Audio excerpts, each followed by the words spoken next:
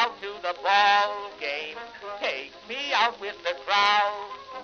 Buy me some peanuts and cracker jack. I don't care if I never get back. Let me root for the home team. If they don't win, it's a shame. For it's 1, 2, 3 strikes, you're out at the old ball game.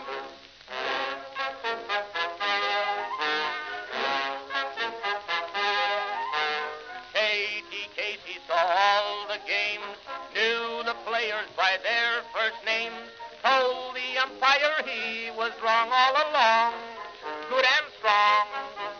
When the score was just 2-2, Casey knew what to do, just to cheer up the boys she knew. She made the gang sing this song. Take me out to the ball game, take me out with the crowd. Buy me some peanuts and cracker jack. I don't care if I never get back. Let me root for the home team. If they don't win, it's a shame. For it's 1, 2, 3 strikes, you're out at the old ball game.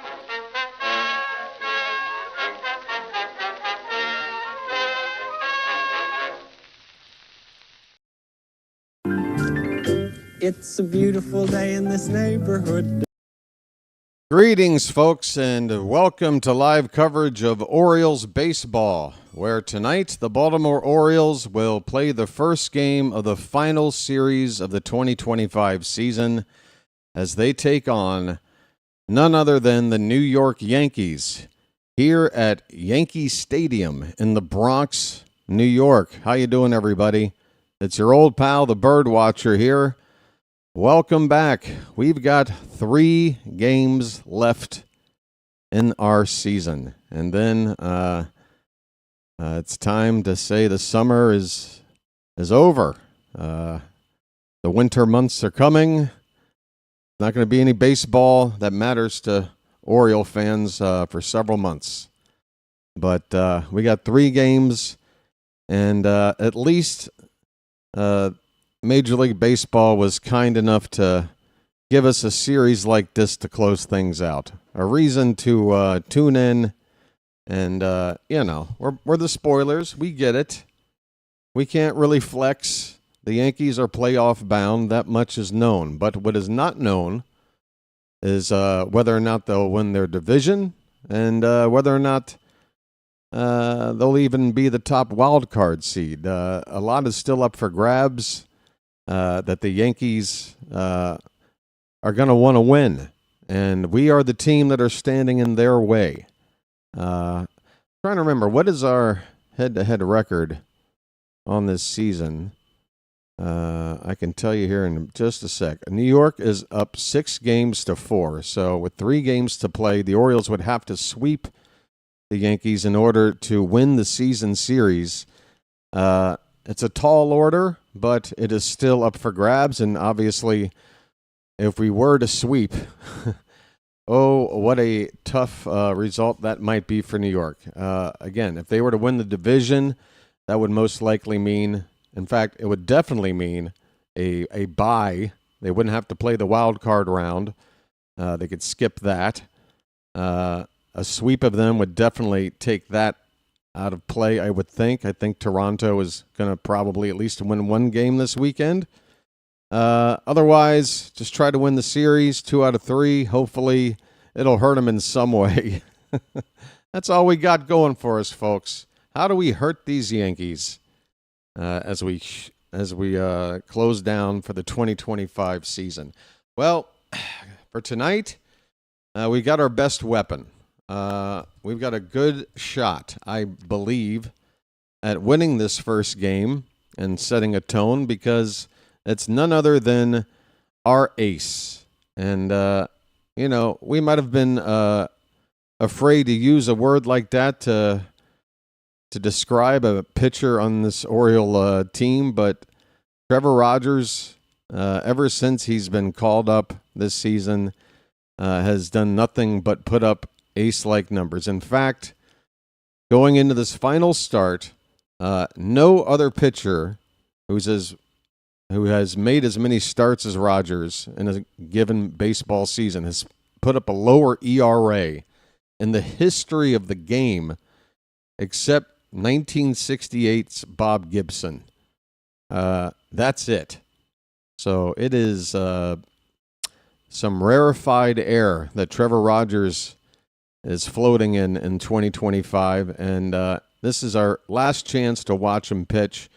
And no matter how he pitches tonight, I think he deserves a gigantic round of applause for the season that he's had, because, folks, he's not going to match that again, at least ERA-wise. But what he has shown us is that he has the ability to lead this rotation, or at the very least be matched with another ace-like pitcher if we were to go grab one this winter as a big 1-2 punch at the top of the rotation. And don't forget, Kyle Bradish is healthy and looking pretty good in his return.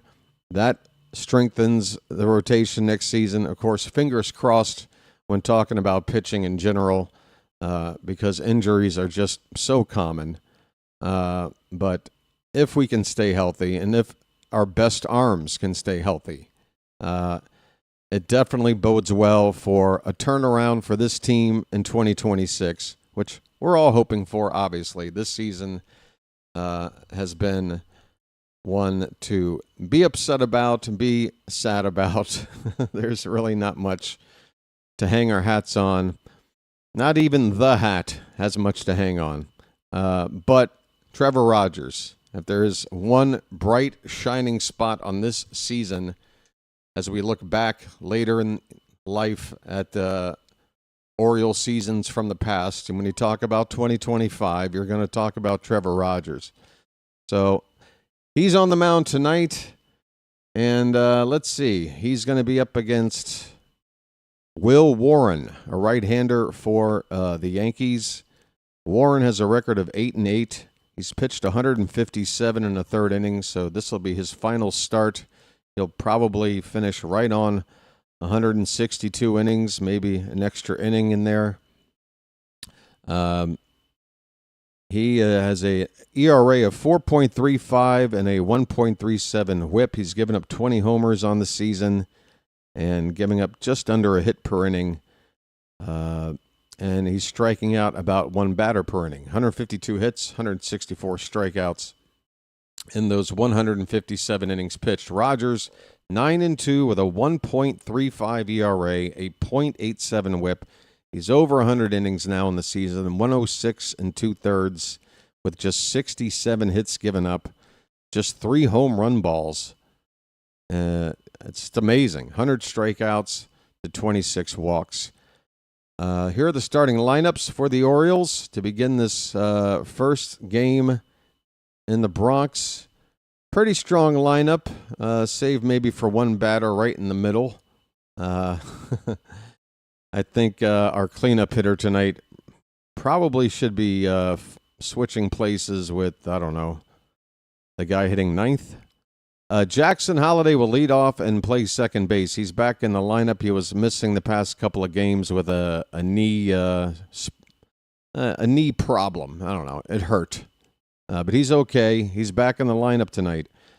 At second base and leading off, Jordan Westberg will bat second and play third base. Gunnar Henderson, the shortstop, hitting third. Tyler O'Neill will be the cleanup hitter. He's in right field. Dylan Beavers, who had been hitting leadoff while Holliday was out, is now batting fifth tonight in left field. Adley Rutschman will do the catching and bat sixth. Colton Cowser will hit seventh and play center field. Sammy Basayo is okay as well. It's good to see him back in the lineup after taking that fastball from Pete Fairbanks off his just above his wrist.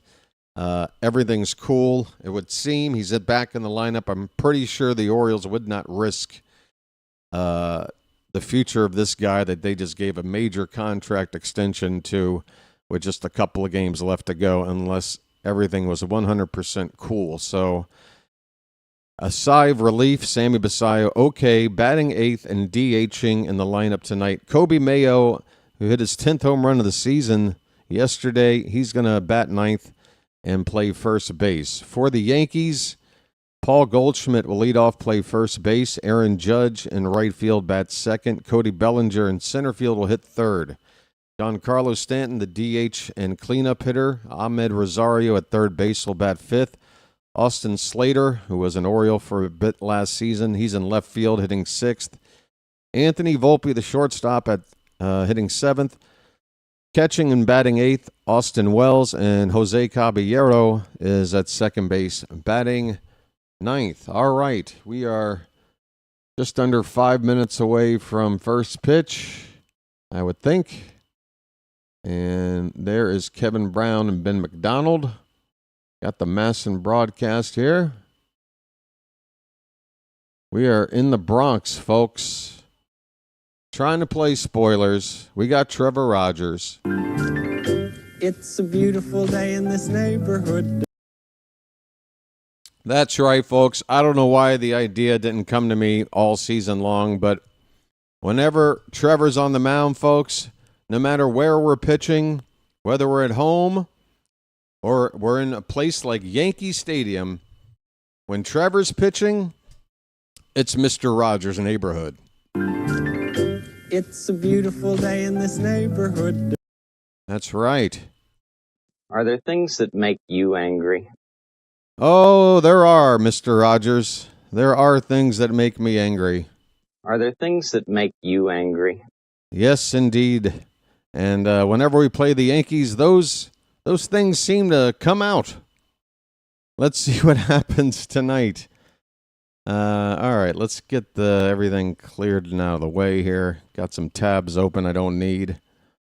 3 games left to go, folks. Hey, by the way, I think I've pretty much decided to lock in on the Padres versus Cubs wild card round that's coming up to begin the postseason. There are going to be 4 different wild card series going on to start the postseason. One of them has already been decided for sure, and that is that the Cubs will be hosting the Padres. And when I saw that matchup was already in place, I said to myself, actually, I would love to cover that because obviously the Padres, they have a couple of Orioles on that team. I'm kind of interested in following what Ryan O'Hearn and Ramon Laureano are going to be able to do for them in the postseason. And the Cubs, it's going to be a series at Wrigley Field. It gives me an excuse to whip out my Harry Carey impression and do all that stupid stuff. I love Wrigley Field, and they're going to have a playoff series there with some Orioles involved on the other side. I'm thinking, okay, let's do that. So what do you think, Charm City chat? I know the Red Sox and the Yankees could potentially be a wild card round, or Red Sox Blue Jays could be a potential wild card round. That might serve a little bit more interest in terms of teams that, are more, we hate them. But honestly, if I were to do Red Sox Yankees, who am I supposed to root for, I'd rather just skip that. And when it gets to the division round, that's when I'm jumping on the Mariner bandwagon. I'll be calling Mariners versus whoever they're playing on that side. All right. Yes, consequential. Yes, indeed. I'm Team Seattle, folks. What can I tell you? I'm a person that just likes to see everybody be happy at least once. And the Mariners, they have not won a division since 2001. They have never won a pennant. They have never played a World Series game, never mind won a World Series. And, with this magical season Cal Raleigh has put together, it just all seems like it's their turn, right? I've talked about us and saying that it's our turn, and I do believe that it is. I hope that it's coming soon. But if there's any team out there that can say, at least on paper, no, actually it's our turn, it's the Mariners. So, yeah, I'm back in Seattle. And, Padres, Cubs. That's the other side. But so, at first when I talked about doing postseason games, I said I'm just going to pick whatever the latest game is because, honestly, I just wanted to be able to sleep in and get off of this crazy schedule that I've been on for 6 months and change. But the more I thought about it, and with some good advice from a friend, I decided to go with what I just felt was the best series to call. And yeah, that's going to be it for the wild card round. Also, looking at the traveling I need to do, it looks like I'll be able to call the entire division round as well, whichever series. Again, I think I'll be doing the Mariners. But which is good because they are a West Coast team, so their home games should be late. I can sleep in. But the travel I have to do, it looks like it won't happen until right at the beginning of the championship series, so I'll probably miss like games 1 and 2 of that. Otherwise, I'll be calling, at least one or both of those series and then the World Series. So there's going to be a lot of October baseball games called on the channel. I hope those who tune in that are Oriole fans that are okay with me calling non-Oriole games. I do believe I need to actually make an edit in the description for my channel because I believe it does say it's only for Oriole games because that really is what I want this channel to be for, like a dedicated Orioles channel. But once the Orioles are out of it, your boy needs to try to keep the channel going. You feel me? So I'm calling some playoff games. I called some last season. I called the World Series. All was cool. So hopefully all will be cool again, and I hope you guys will join me for some of those games. Hey, Warren just popped in with a super chat. I was just about to. Here's an update right now of the wild card seeding. So, yeah, the 4-5 seeds will be the Cubs and the Padres. The winner of that series will be taking on the Brewers, unless the Phillies. I think the Phillies still have a chance to finish the 1 seed, but the Brewers, I think, are up by like 2 games. Most likely, Padres Cubs winner take on Milwaukee. We're about to get started. It seems like we're a few minutes late. I hope this has nothing to do with my stream, but it looks like I haven't missed anything. This game's starting a few minutes late. It's New York. They do it their way.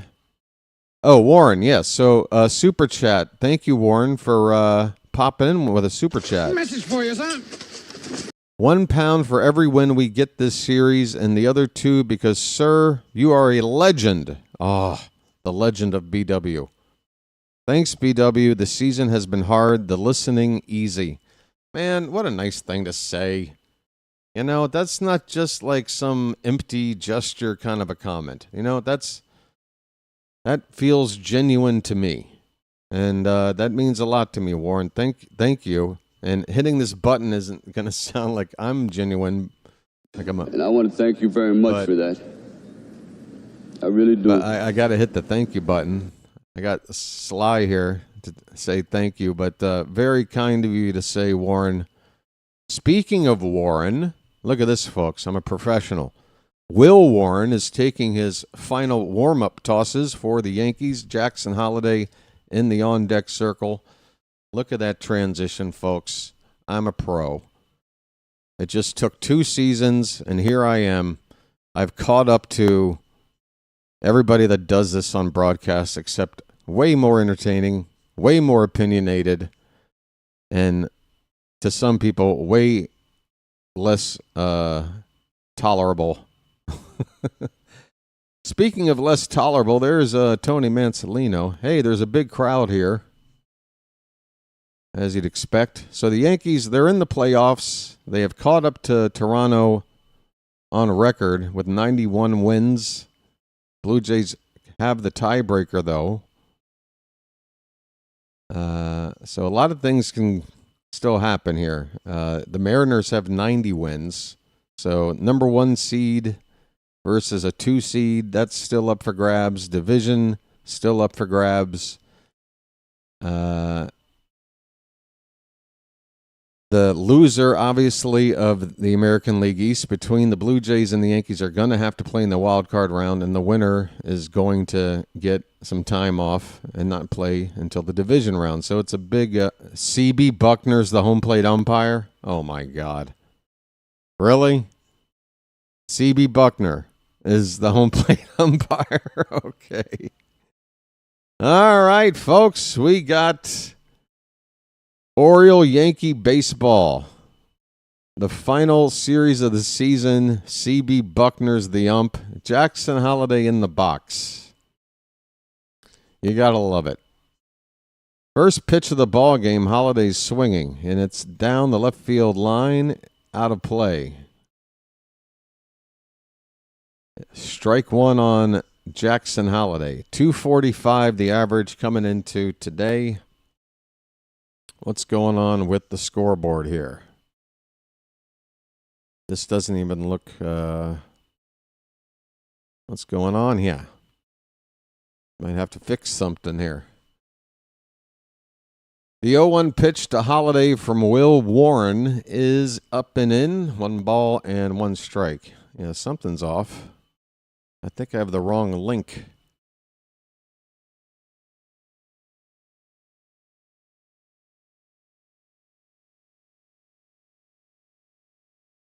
One ball, 1 strike pitch is a little bit high with a fastball.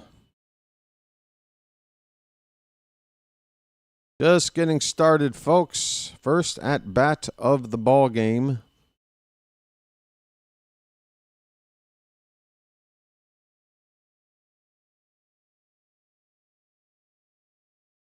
The 2-1 pitch is laid off. That is outside by about 4 or 5 inches, I'd say. 3-1. Good hitters count for Holliday. Trying to set the tone here. 3-1 pitch. That is hit hard in the right. That ball is caught on the run by Aaron Judge. Oh, Holliday hit it on a line. But there's not a whole lot of right field here at Yankee Stadium. Not a whole lot of ground to cover. And Holliday lines out hard to Aaron Judge to begin the ball game. Good swing, good approach, bad result.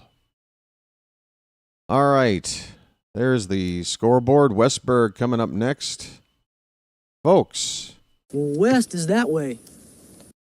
Swing and a miss. Westberg goes after the first pitch. It's a fastball, a little bit high. Westberg, 260 average. He's played in 82 games, 15 home runs. And he swings and misses again, this time on an off-speed pitch. It's 0-2.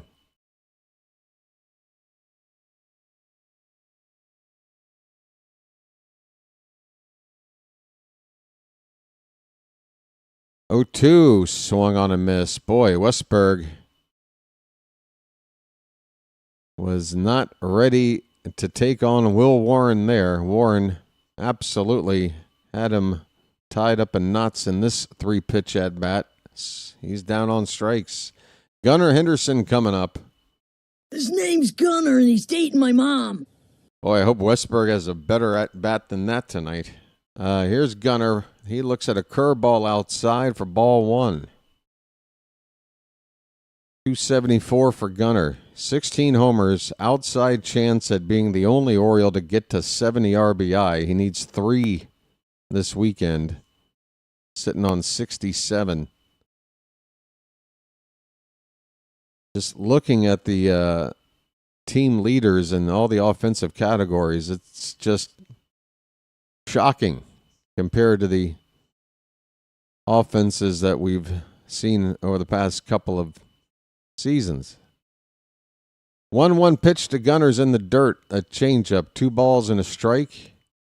Orioles are wearing their black jersey tops with the orange lettering with the gray pants, and the Yankees wearing their traditional pinstripes at home. 2-1 pitch outside by a foot. 3-1 on Gunnar. First bugle of the day.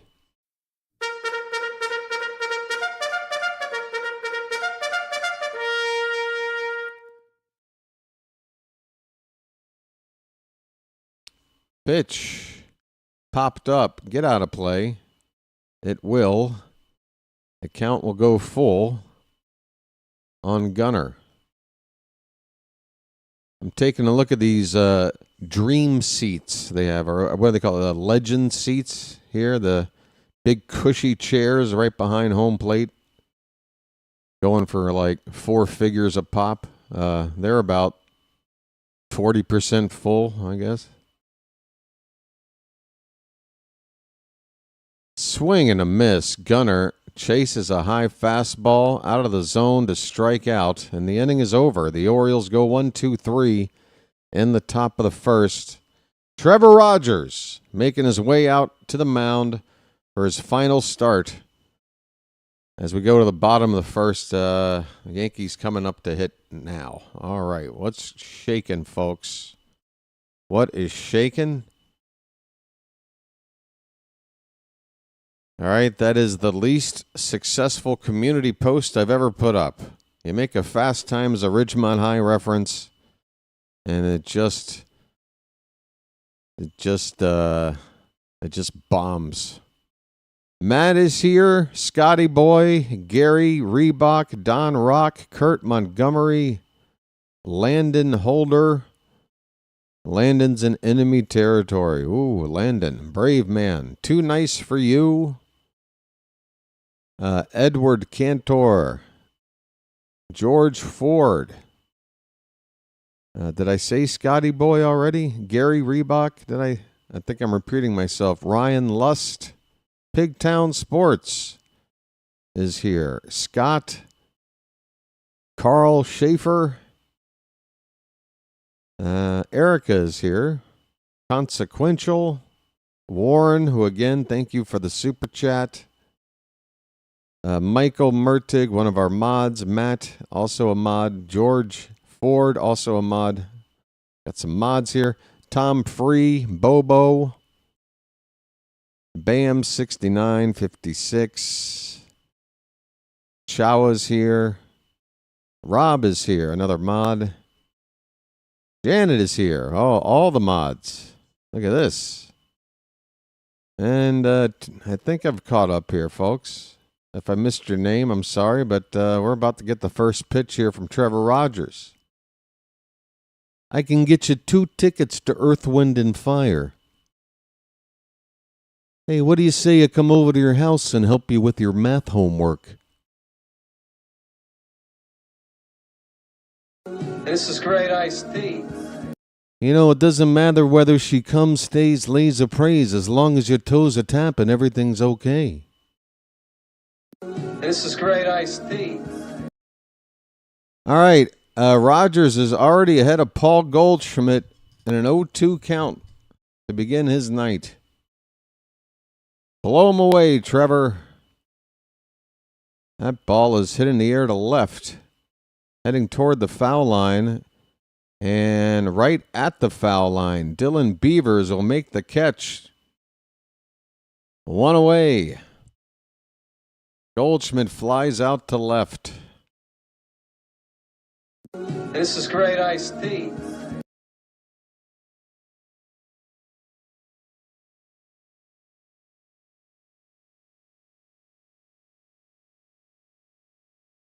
All right.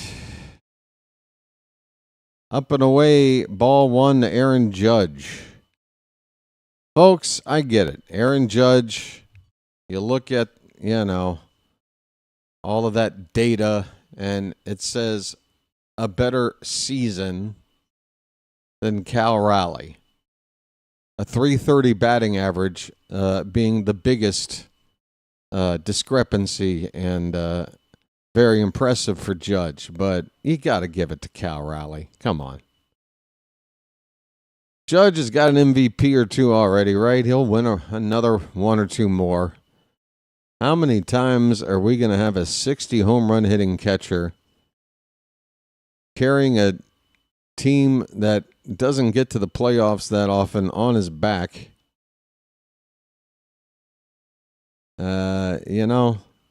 Just give it to Cal Raleigh, man. Yeah, I mean, Yeah, that's part of the debate too, and the positions. Again, though, I don't want to take anything away from Aaron Judge. He's had a ridiculous video game kind of a season, but if he does the same stuff next year, or even if you take 10% of all this production away, give it to him next year. He looks at a called strike 3, though, from Trevor Rogers. Man, Rogers is so good. How does he do it? Judge knows his zone, but man, look at that outside corner, painting the black like Danielson on Miyagi's fence.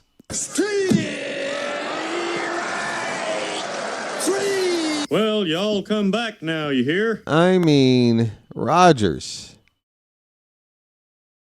Amazing. 2 down. Here's Bellinger.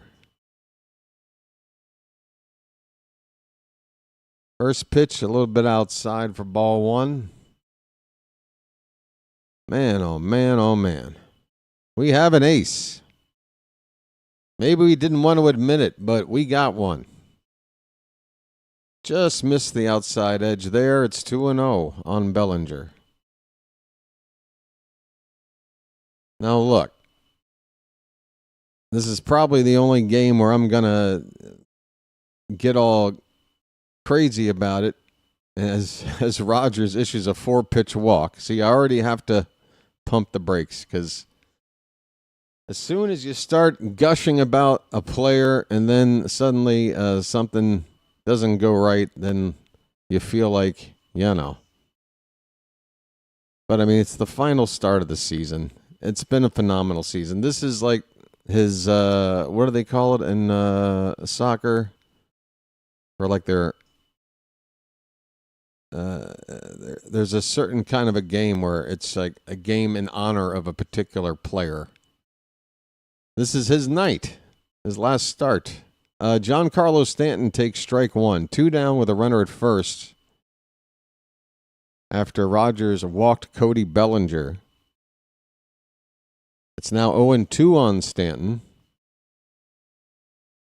One more strike and we go to the second inning.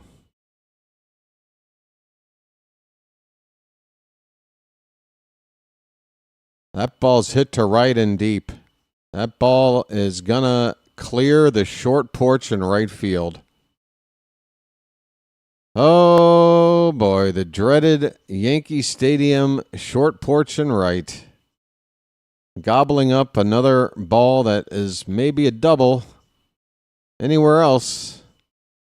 It's a 2-run homer for Stanton to the opposite field. The Yankees take a 2-0 lead in the first inning.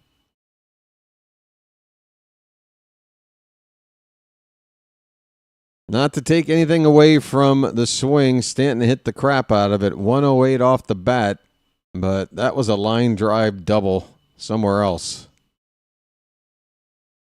But not here.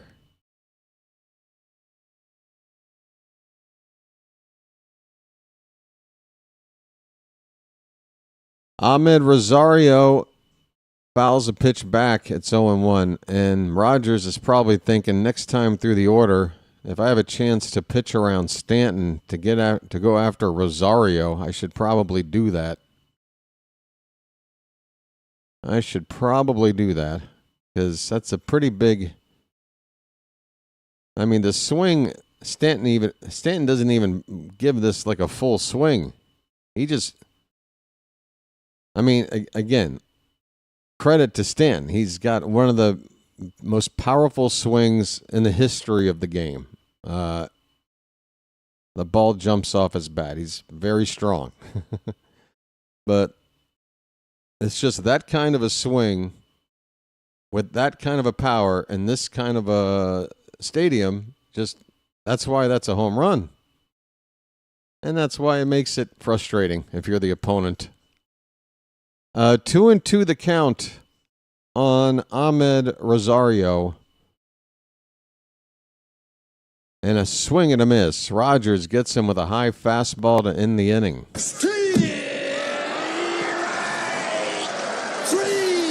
Well, y'all come back now, you hear? The worst part was the walking Bellinger there in front of Stanton.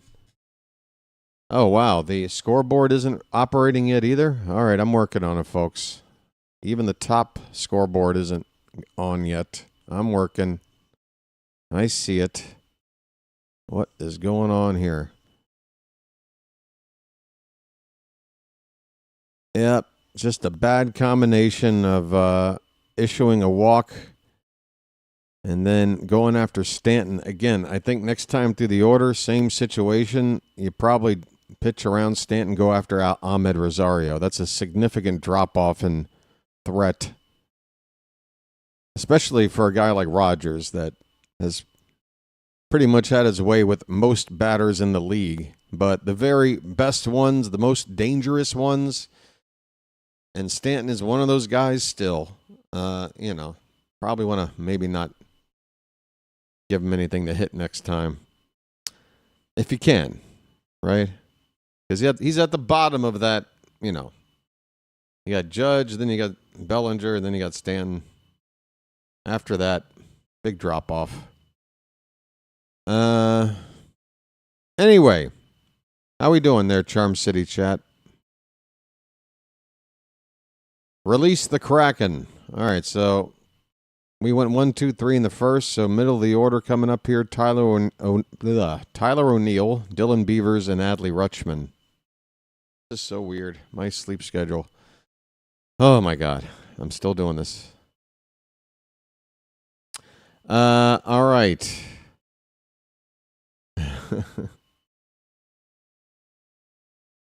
2-0 Yankees on one hit.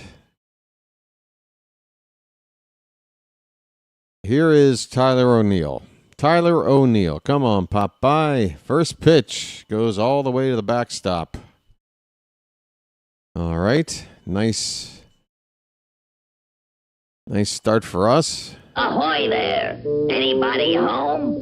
O'Neill trying to get his average over 200 before the end of the season. It's at 195. Swing and a miss, 1-1 on a fastball.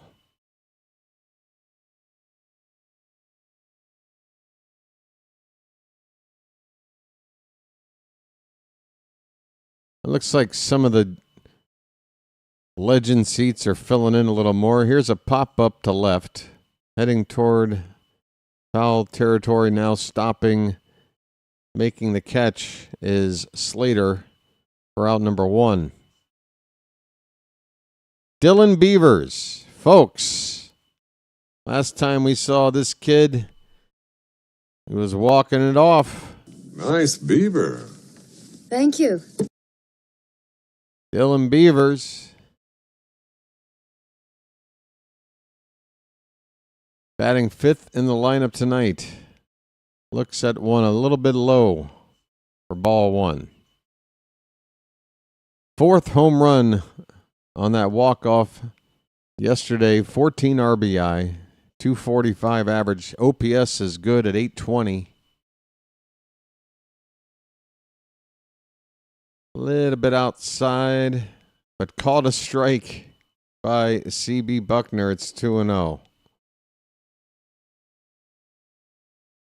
Oh, CB, don't get me started, man.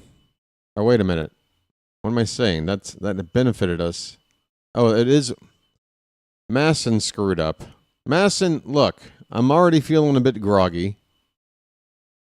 You gave me the wrong count. The count is 2-1, I think, right now on Dylan Beavers. Here's a ball hit in the left center.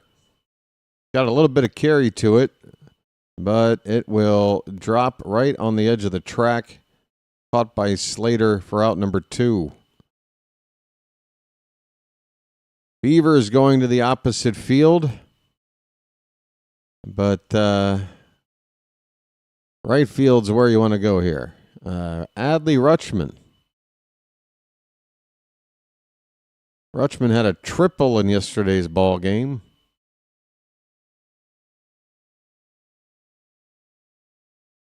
His average just 225. Looks at a strike right down the middle. Man, that's a batting practice fastball. If there was ever a time to ambush, that was the pitch. 0-1 the count.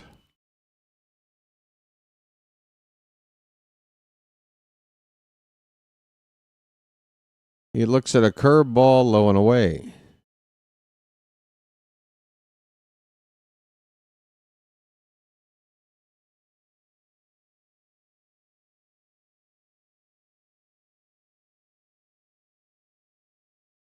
And sometimes you have to remember, batters just make a decision before,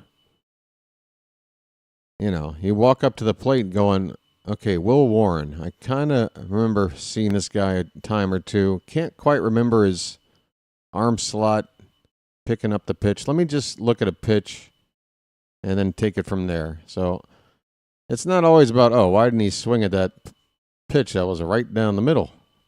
It's the first pitch that he's seeing from him on the night. When's the last time he faced him? He just wants to get a look. It's understandable. It's just unfortunate that, again, he didn't have it in mind to say, I'm going to go after a first pitch fastball if I get one.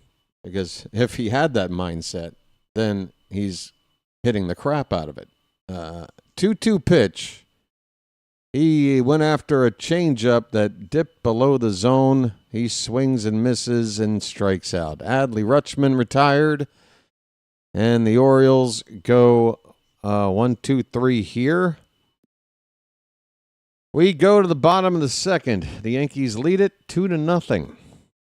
All right. Might be time for a lucky.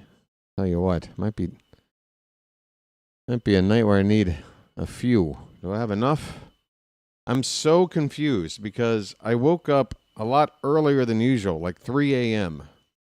Like, I didn't need to wake up today until 5 a.m., but I woke up at 3, so I've been up for a while. I'm not in my normal routine, but the sun, I feel like I've been up, but the sun is just now coming up over here. I feel very disoriented, okay? I'll figure it out. I have jet lag even though I haven't gone anywhere. How you doing, everybody? Another typical Orioles start. I know. Folks. That's right! We can't have anyone freak out there, okay? We've got to keep our composure. We've come too far. There's too much to lose. We've got to keep our composure. Where is Howard Jones when you need him? Is he still on my board somewhere? Things can only get better, right, folks? Things can only get better. That's what I have to believe, is that the Orioles screwed up so badly for 2025 that it can't they got to get better. They got to at least, even if they're just blindly throwing darts and let's sign this player or what, just randomly, I think we're going to do better than how things worked out this season.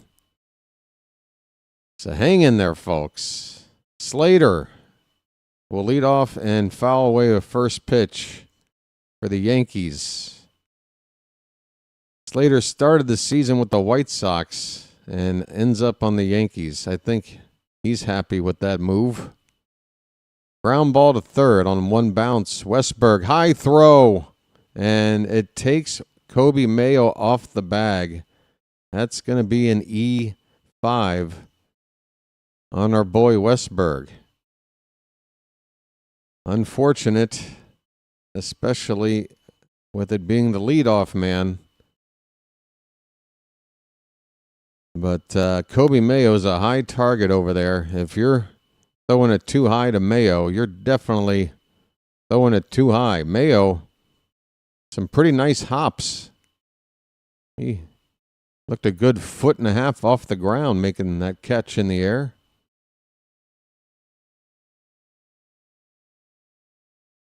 So a leadoff error. Anthony Volpe at the plate. He looks at ball 1. Volpe batting just .212. Takes outside 2-0. Volpe has been one of the Yankee players, their fan base has become a little bit, impatient with. This ball smacked out to left center. That ball is going to be caught on the run by Beavers. He fires it back in. Slater scampering back to first base. Dylan Beavers showing off that lanky body of his. He's got some wingspan, folks. That ball looks certain to be over his head. A really fine play, and that'll do a lot for his confidence. Look at that. I mean, he looks like a ballerina. If you take a freeze frame of that catch. Outstanding catch for out number 1. Where's Jack Burton when you need him?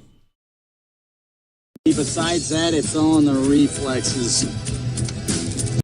Beavers has had a couple of tough plays in the outfield recently, but man, that was a nice catch. Austin Wells, first pitch strike. The Yankee catcher has 21 homers on the season, batting .221.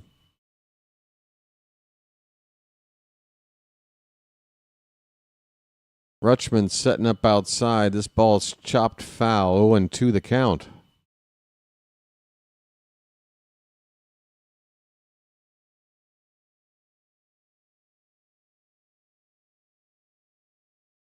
They're replaying a couple of nice catches Beavers made. That's right. That snow cone catch. Yeah, so and the last time Rogers faced the Yankees, here's a ball that's a double play ball tailor-made. Up the middle with Gunnar Henderson playing near the second base bag. Fields it, steps on second, throws to first, and this inning is over with a twin killing, folks.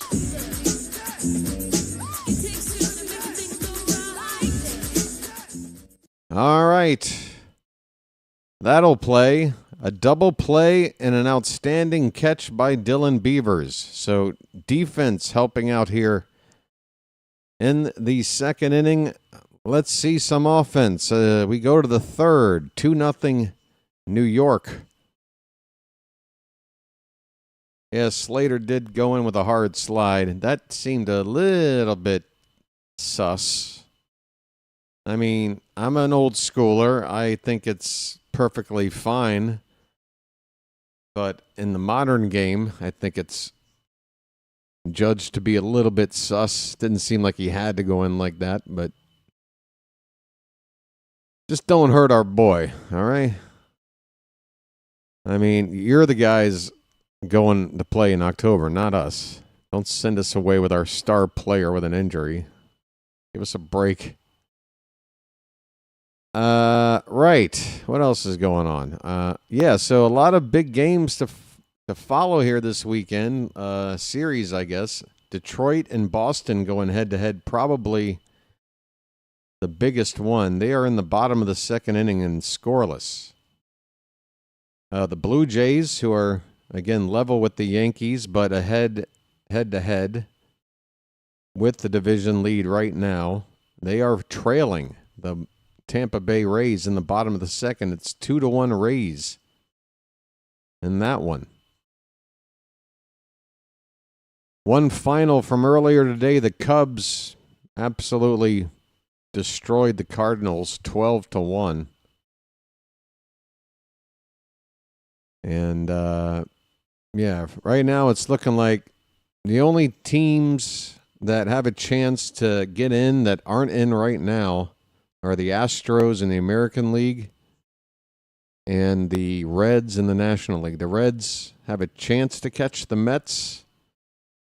They are ahead of them on a tiebreaker. The Reds were in that final wild card spot a couple days ago just for one day. Colton Cowser, 0-1 pitch.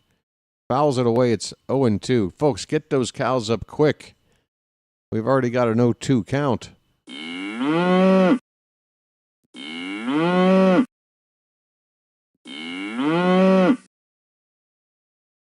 0-2 on Cowser. He is below the Mendoza line, 199 average.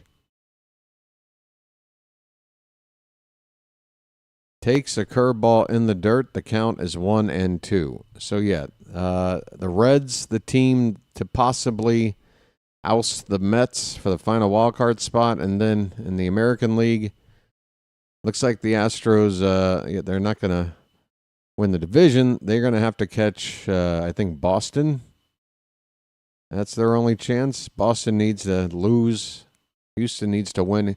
Here's a ground ball over to the first base side. It's going to be a 3-1 putout with Goldschmidt handling the grounder and Warren covering the bag for out number 1. Cowser retired. Here comes Sammy Basayo, folks. Sammy. Basayo, 176 the average. Can we get a couple of games this weekend with some double-digit hits on the board, get these averages up? Look a little nicer by the end of the season. Looks better on the back of the baseball card. It's 1-0 on Basayo. That is a strike, 1-1. Janet with the most just random, profound comment of the season. It just happened, folks, right here in the Charm City chat. And for that distinction to belong to Janet of all people really is a surprise. But there it is, folks. Oops, I dropped gravy on my phone. Has been reported. Basayo pops one up to left field.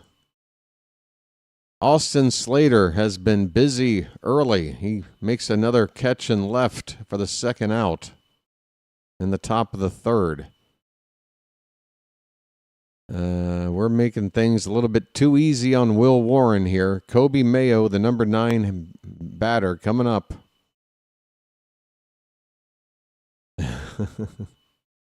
It reminds me of that Saturday Night Live fake commercial, Oops, I Crapped My Pants, undergarments for the older crowd that need help,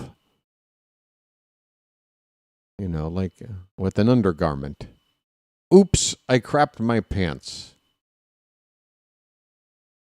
Check swing roller. This is going to be a barehanded attempt by Volpe, and he can't pick it up. Kobe Mayo is going to reach with an infield hit.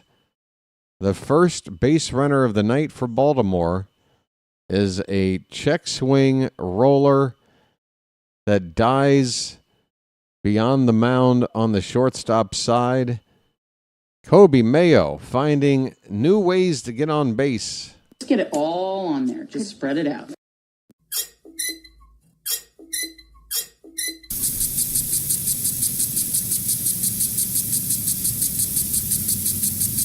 Here is Jackson Holiday.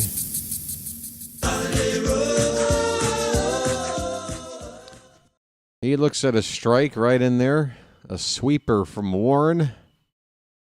Jackson hit the ball really hard to begin the ball game out to right, but it was a low liner right there for Aaron Judge. Just needed to take a couple of steps. Looks at a pitch off the plate. That is a 1-ball, 1-strike count on our boy Jackson Holiday. Come on, Jackson.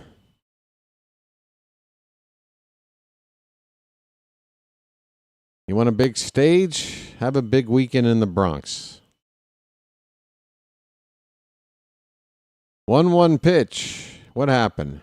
Right when the pitch goes in, my stream just went berserk. It's a 3-1 count. I guess that pitch missed. 3-1. Where's my bugle?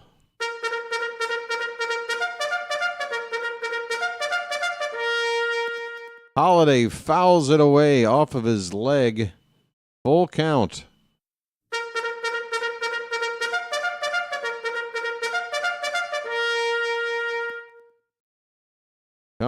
on Jackson. Warren wants a new baseball. He's rubbing it up.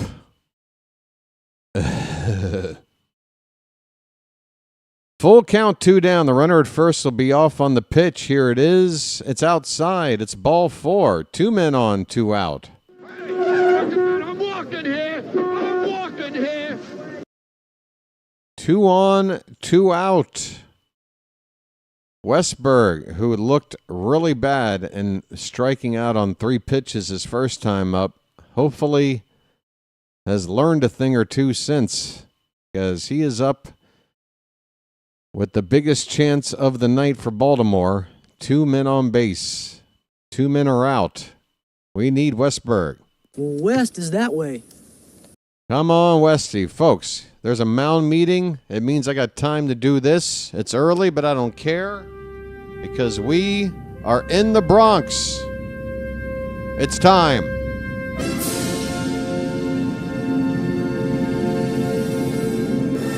Come on, Westberg. Come on, Westy. Tying runs are on. Westberg has got opposite field power. Go hit a line drive home run to that short porch. Go for it, Westy.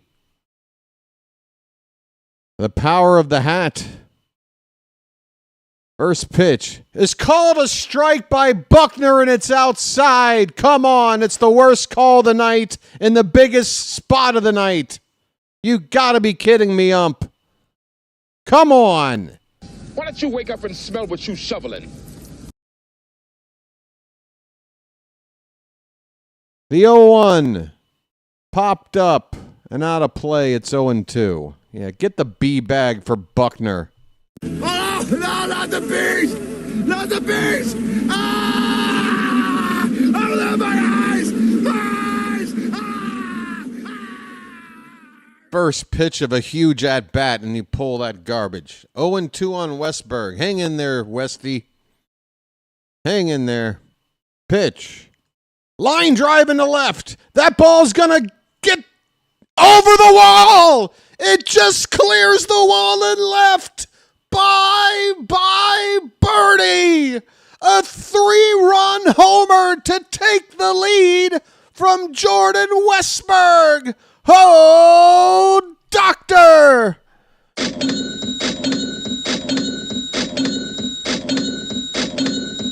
Unbelievable! It's magic, you know.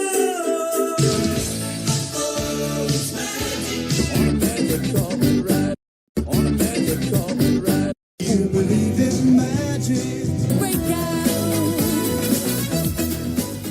Folks, you gotta love it. Splish splash, I was taking a bath. That ball, I was worried they might replay it because the guy sitting in the front row of that left field wall, it went right into his bread basket. I was worried, was he leaning over a little bit? Are they going to look at this? I'm glad they didn't. I'm sure it's fine. But that ball did just scrape over the left field wall for an Earl Weaver special. We've got the lead. Gunner is at the plate. He's got a 2-1 count. Base is empty, 2 down. His name's Gunner, and he's dating my mom. All right. God, Westy is my boy. Westy is my boy. Everybody here knows it. He's always been my boy. Gunner takes it low. It's 3-1. Will Warren got himself in a trouble quickly. A 2-out rally. And now he's behind on Gunnar Henderson. 3-1 pitch. That one's lined. And a base hit in the right field. That ball was probably hit 100 off the bat. Henderson's on with a 2-out single, and the line keeps moving, folks.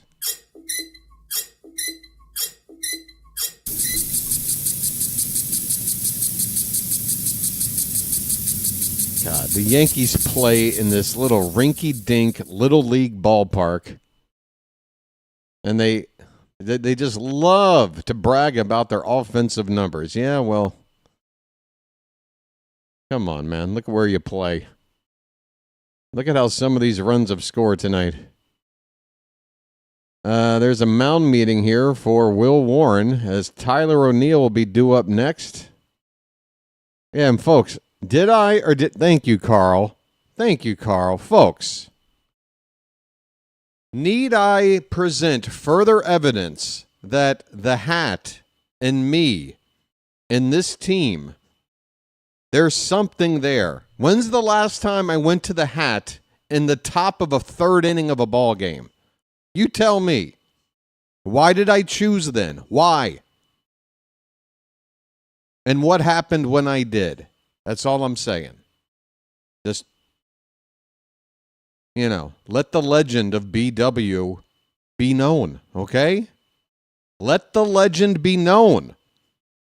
If nobody knows, nobody's going to believe it. I'm depending on you people. All right. Tyler O'Neill at the plate. First pitch, outside. Will Warren does not seem to have recovered after giving up that home run ball.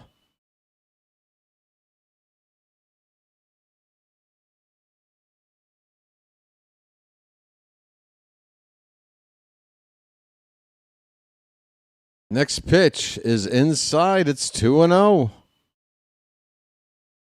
I mean, the difference is night and day. Will Warren was doing just fine until he got to Kobe Mayo in the lineup. Now he can't get anybody out.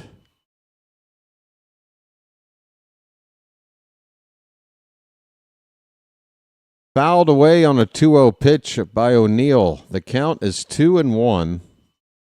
3 runs are in. Orioles have a lead here. Ahoy there! Anybody home? Warren is up to 53 pitches.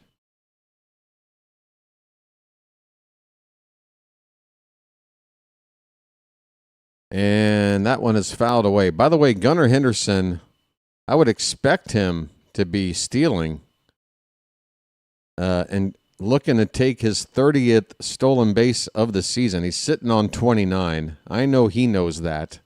The home run numbers aren't there. He'd need 3 to get to 20. But he's only 1 steal shy at 30. And there he goes. And here comes the throw, and he is safe. So right there, folks, does BW know how to set up a moment? Gunnar Henderson's 30th steal of the season, leading the team, obviously, and a nice accomplishment for Gunnar.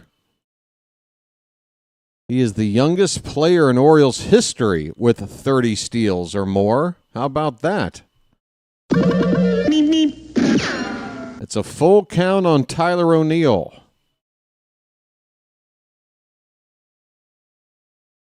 Payoff pitch. Oh, that was a nasty sinker. Can't blame O'Neill for getting frozen on that one. That one was going outside and then tailed back over the top of the zone on the corner. Nasty strike 3 pitch to end the inning. But the Orioles are happy. The fans are happy. And the Yankee Stadium crowd a little bit dumbstruck. Well, you can probably put the word dumb in front of anything with these fans. But you know what I mean. We got a lead. The Orioles have a 3-2 lead going into the bottom of the 3rd inning, folks. How about that? We got the lead. We've got the lead. We've got the lead. Yeah, we got it. We got the lead. We got the lead. We got the lead. We got the. I'm trying to do 3 voices at once. It's not easy. Okay. Yeah. That'll wake you up. Little hair of the dog that bit you. So Rogers, despite giving up that 2-run homer, he's got a lead back. Hopefully he will lock in and shut this Yankee offense down and make it a beautiful day here in the neighborhood. It's a beautiful day in this neighborhood. Yes, Mr. Rogers, yes. Would you be mine? Would you be mine? I have oh yeah, somebody brought that up the other day. Yeah, I guess it's a seasonal 7-Eleven cafe Hello Kitty. Hello Kitty. Hello, how are you? Whatever. All right, Jose Caballero. First pitch is ball 1. Next pitch is ball 2. Come on, Buckner. That was an inch inside. It was, but come on, man. You owe us a call here somewhere. 2-0 the count.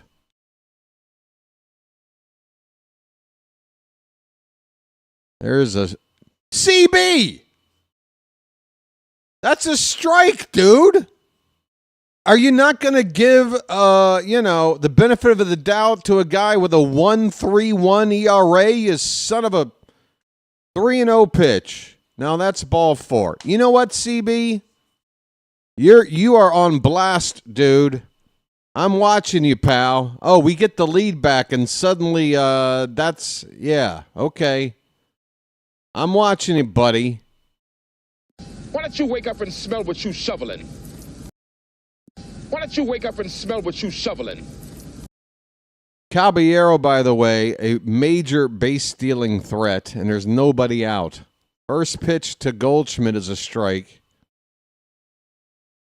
Buckner. Oh, no, not the bees! Not the bees! Ah! Oh, my eyes!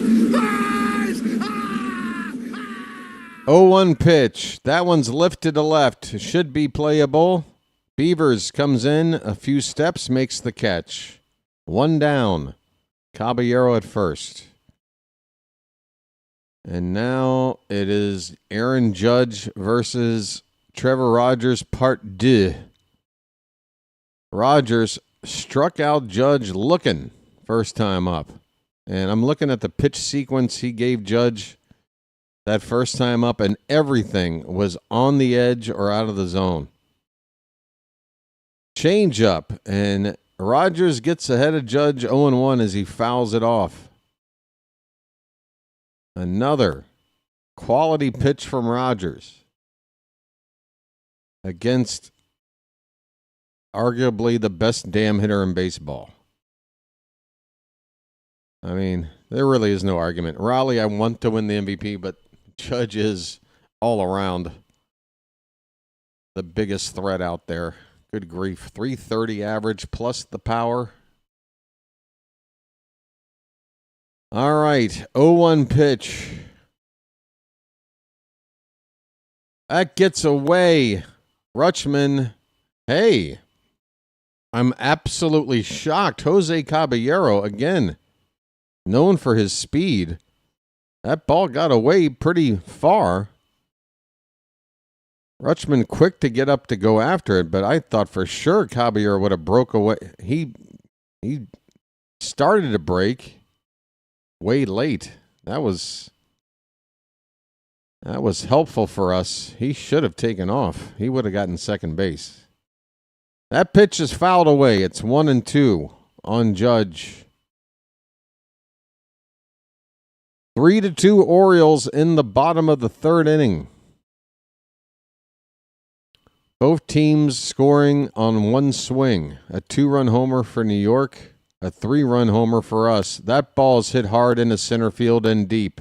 Cowser is going to watch it sneak over the center field wall for a home run. Unbelievable. Home run derby.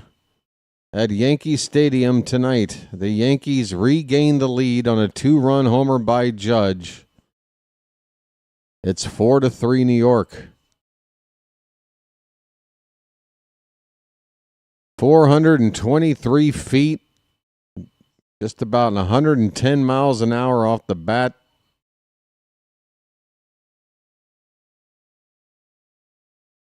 And just like that, this is already probably the worst outing of the season for Trevor Rogers. 4 runs given up.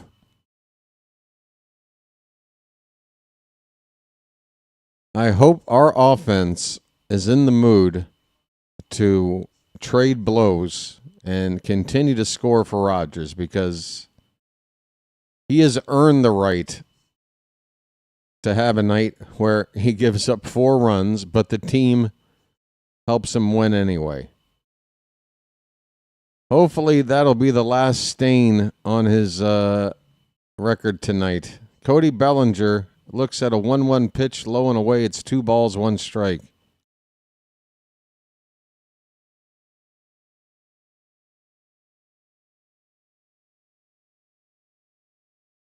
So, yeah, walks in front of both home runs. That really hurts. 2-1 pitch. That one is hit hard, but Bellinger way out in front of a changeup. 2-2 on the foul ball.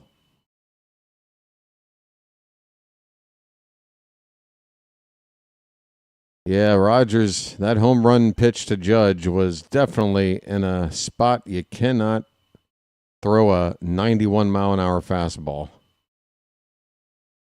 That was not a good location for Rogers. 3-2 to Bellinger. Oh, come on, CB. Give us that corner, man. Screw you, dude. I mean, you have to know at this point we've earned a makeup call, right? That was the time. That was it right there. Instead, it's ball 4. Third walk given up by Rogers in 2 1/3 innings.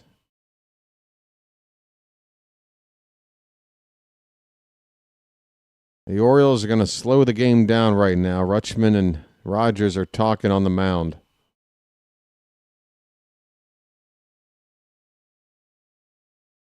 Stanton due up. He's already got a home run tonight. Drew French has joined the chat.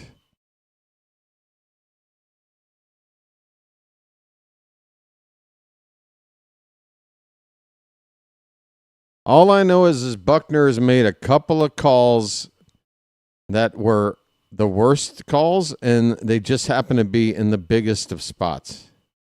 It's funny how that works out.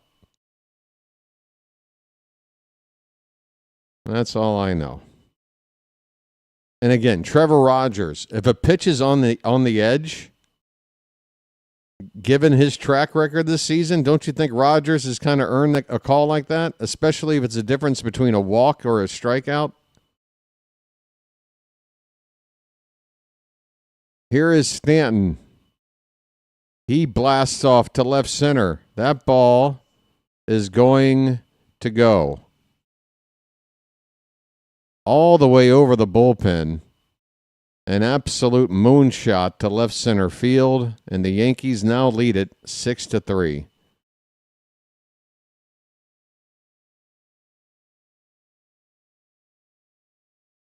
Rogers has been lit up by the home run ball by the biggest guys in the Yankee lineup. 2 from Stanton, 1 from Judge.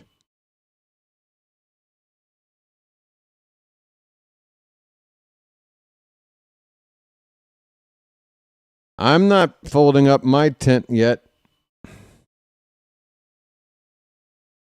I haven't seen anything Will Warren is doing to make me feel like we can't come back and get back in this game. So whatever.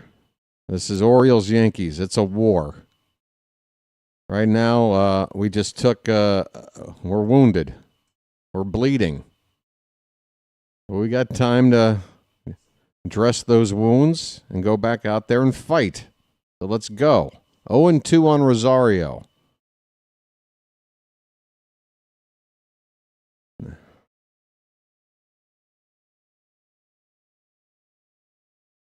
Ground ball to third. Westberg. Should be routine. It is. That's the second out of the inning. Rosario grounds out 5-3.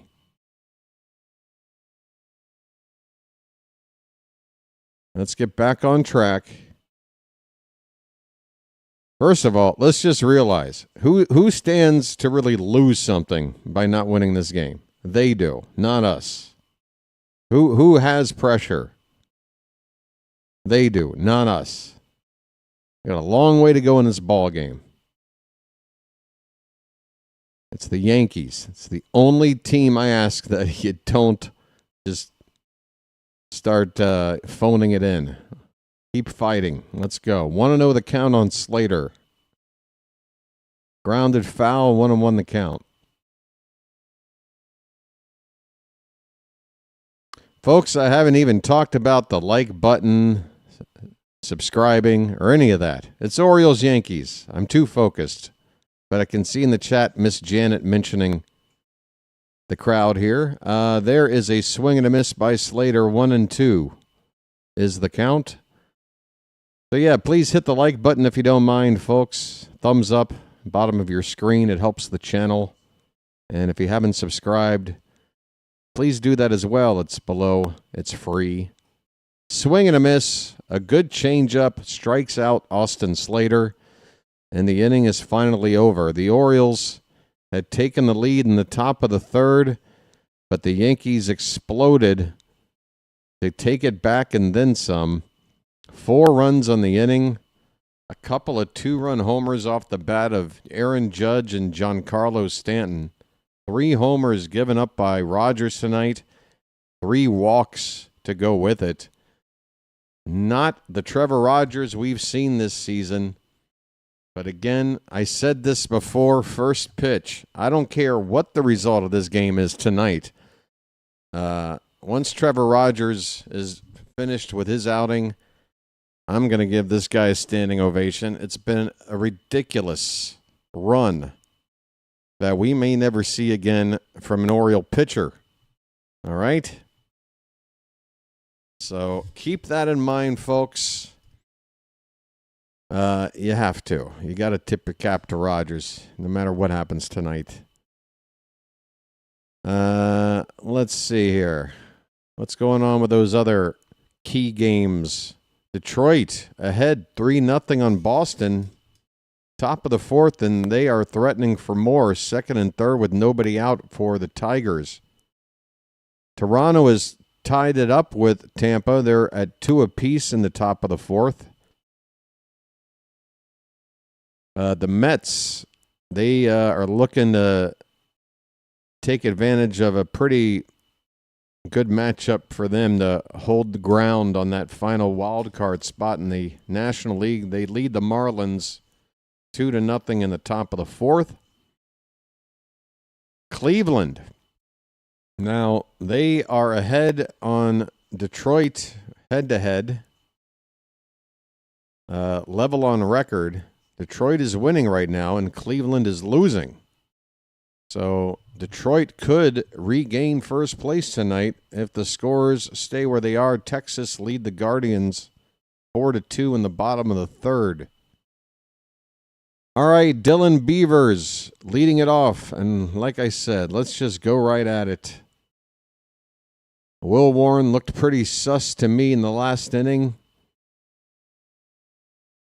And let's just not pay attention to the scoreboard. Go up there and have some good at-bats. Will Warren's 0-1 pitch is low. 1 ball, 1 strike on Beavers. Folks, we are running out of time this season for me to take a good look at your Beavers. Nice beaver. Thank you. Let me look at your Beavers in the chat. Oh, he takes a foul ball. It looks like right off the ankle. I mean, it made a loud noise. And Beavers is hobbling out there. He just needs a few seconds, it looks like. He's still trying to work it out. Buckner's giving him a chance to regain his composure, cleaning up the home plate area. How about you clean up your act? Call them balls and strikes, you bum. Thank you for the courtesy. All right, 60th pitch of the night from Warren. It's a 1-2 pitch to the leadoff hitter Dylan Beavers in the top of the fourth, and it is fouled away, a curveball. Nice beaver. Thank you. Got Bush. We've got Bush.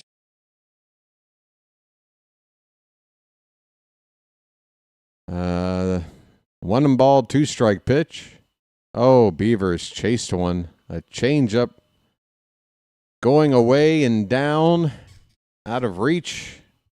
Beavers strikes out, one away in the top of the fourth.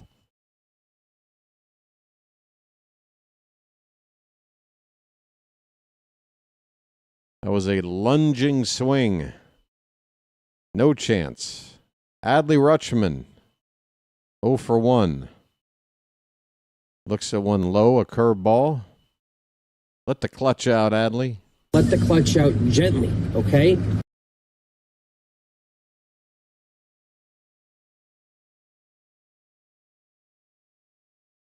One-zero.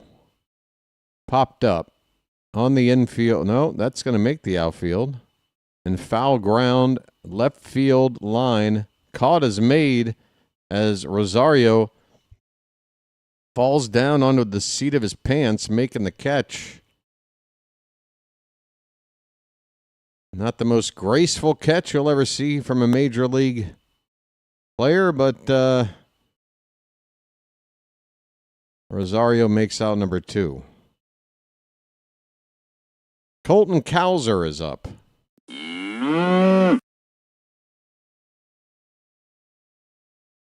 Oh, that's a good swing. That's going for the gap. That ball will get down and bounce up against the wall for extra bases. Cowser glides in the second, standing with a 2-out double. Splash it up.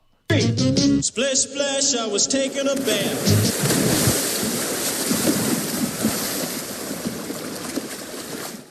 All right. Didn't we do all our damage with 2 down in that 3-run inning with the home run from Westberg? Might we do it again? Keep the line moving. Here is Sammy Basayo. Check on... Oh, that ball gets away as Volpe and Cowser meet at the second base bag on a pickoff attempt. Volpe looks to have slightly scuffed himself up in some way. He appears to be okay. That ball went right through the legs of Volpe, but he didn't make a wincing face as he... Maybe his cleat got caught. Maybe his spike got caught in the dirt as he flipped over there. So we've got Cowser at second base here with 2 down. Base hit gets a run back for Baltimore. Basayo with a 1-0 count. All right, come on, Sammy. Pitch.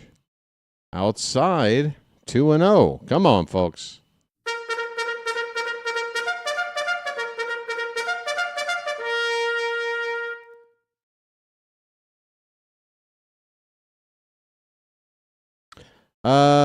I don't think Scotty's here to rub it in, Matt. I think he's here to rub one out.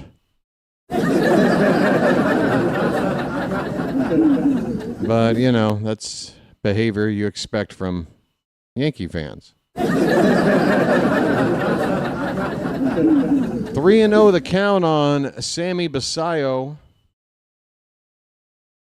The pitch. He's swinging 3-0. It's a foul ball. Runner at second, 2 down for Baltimore. The good old Yankee fifth, yes. That should be coming up next inning. Can't wait. The classic Yankee fifth.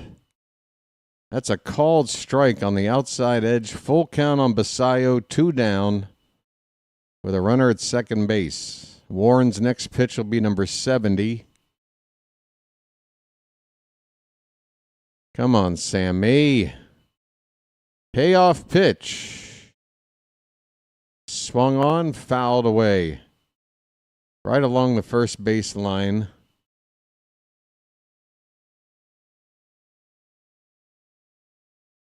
Full count. Come on, Sammy.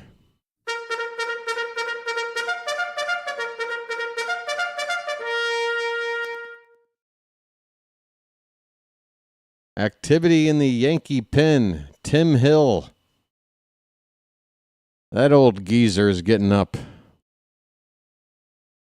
Pitch. Called strike 3, and that's off the plate. And Sammy has words with Buckner. Unbelievable. Fuck you, CB. Why don't you wake up and smell what you shoveling? Swearing rules are completely off the table. Swear as much as you'd like. Whatever. I'm pissed. Inning over. Where's the bees? Oh, no, not the bees! Not the bees! Ah! Oh, my eyes! My eyes! Ah! What a joke. What a joke. Anybody see what happened to George Springer the other day facing the Yankees? Even he had to be like if the umps want the Yankees to win, then just give it to them. Like, what are you doing to me? Springer got screwed on a ground ball down the third base line. It was a fair ball called foul. They wouldn't review it.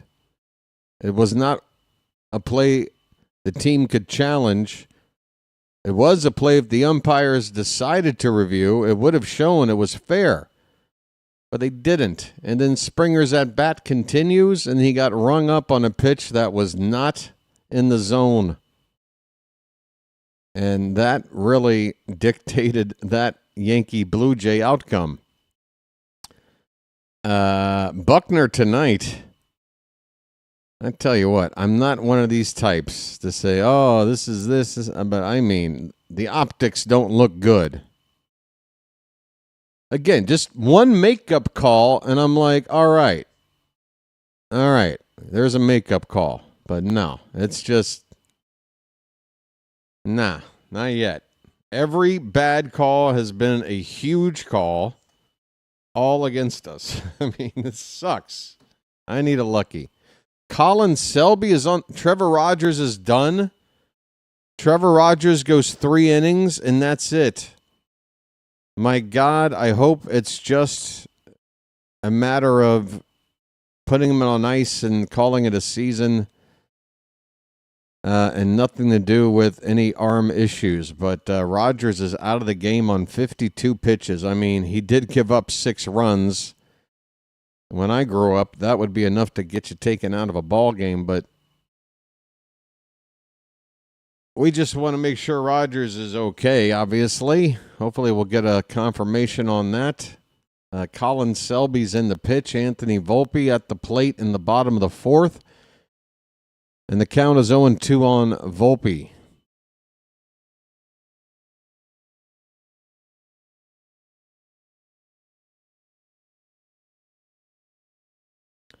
That's tapped foul, still 0-2.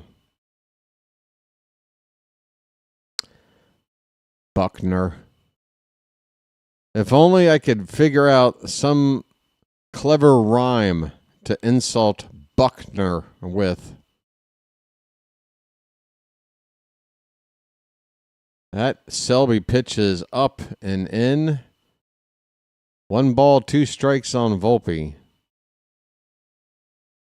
So Trevor Rogers will finish the season, yes, Michael, with a 1.81 ERA. He had 1 bad outing. Happened to be the final one, and he still got himself One hell of a season. That ball's hit to center field and deep. Cowser still going back onto the track, makes the catch in front of the bullpen, just to the right of center field for the first out.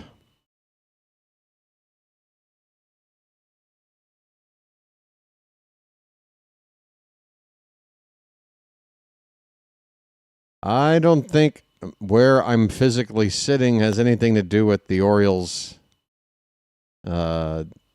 destiny. I think the destiny is that, for some reason, things just fell into place where I put this channel together and here I am. And you found me. There's your destiny. 0-1 pitch to Wells is outside. 1 ball, 1 strike. Austin Wells grounded into a double play his first time up. 1 out, nobody on, bottom of the 4th.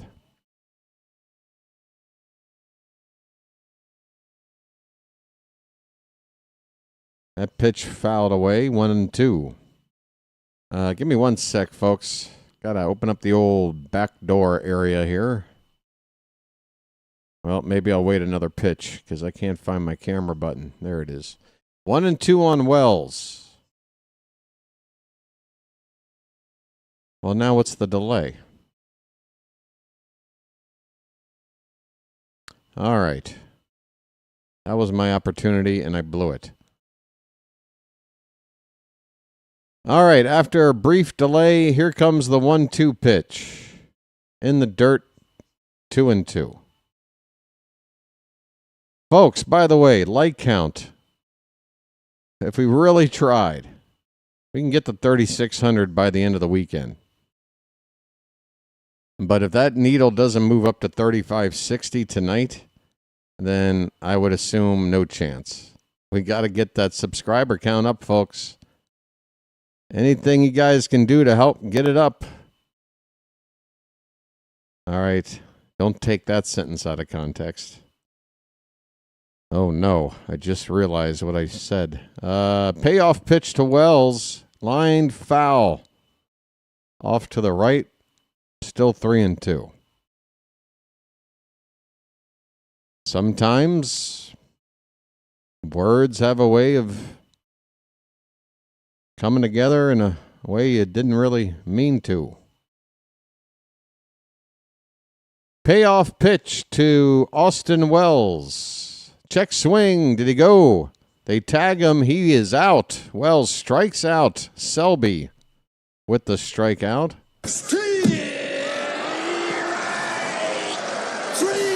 Well, y'all come back now, you hear? One moment.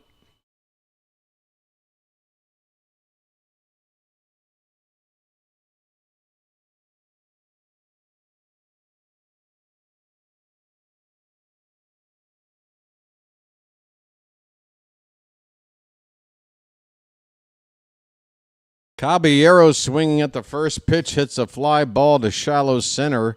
Cowser with the catch, and the inning is over.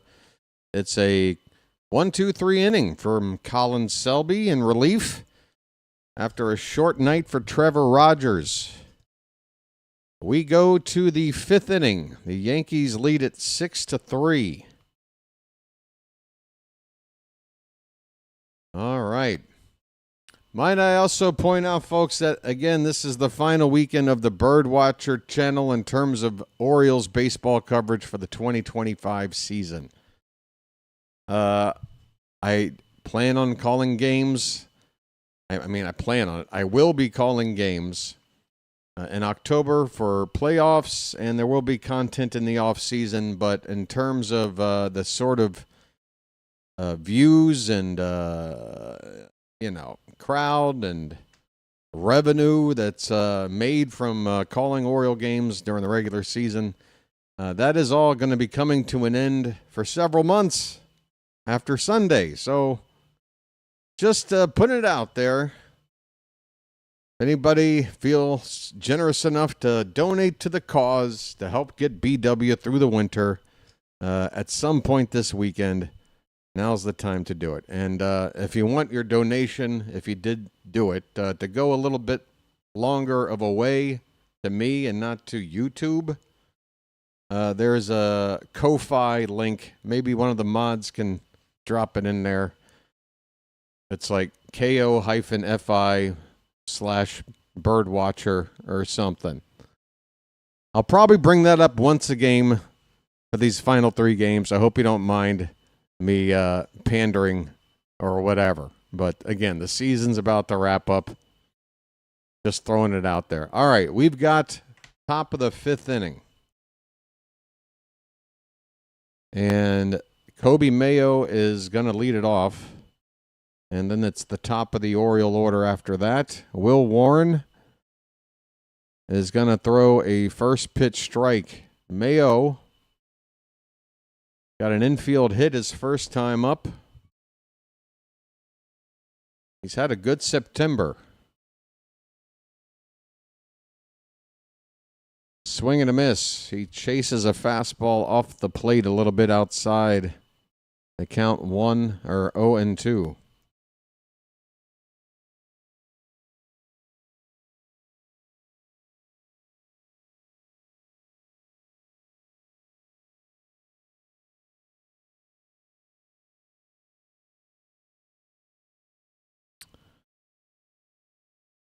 The 0-2 pitch.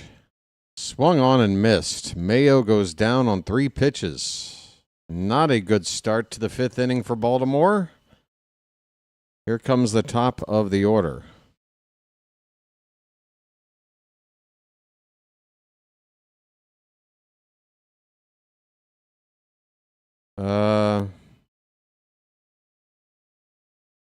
I'm probably calling the Cubs and Padres. I am calling the Cubs and Padres series. Holiday pops it up in the shallow left. That'll be caught by Slater for the second out. This is what I didn't want to see. An Oriole offense just kind of lose their fire after giving up that lead the way that they did. Let's get Rogers off the hook for the loss. Let's try and put some good at-bats together. Not happening here in the 5th inning so far. Here is Jordan Westburg. Swing and a miss. He chased one in the dirt, and it's 0-1. Right-hander up in the Yankee bullpen, Mark Leiter Jr. So it might be a 5-inning night for Warren. That's hit to the opposite field. Westburg, look at that approach. Jordan Westburg, he is the Oriole captain. I'm sorry. Like when it comes to these position players, when it comes to, setting an example for the rest of this team to follow, it's Jordan Westburg for me, folks. Westburg's not ready to give up. Second hit of the night. Opposite field. 2 down for Gunnar Henderson. He looks at a pitch low for ball 1. His name's Gunnar and he's dating my mom.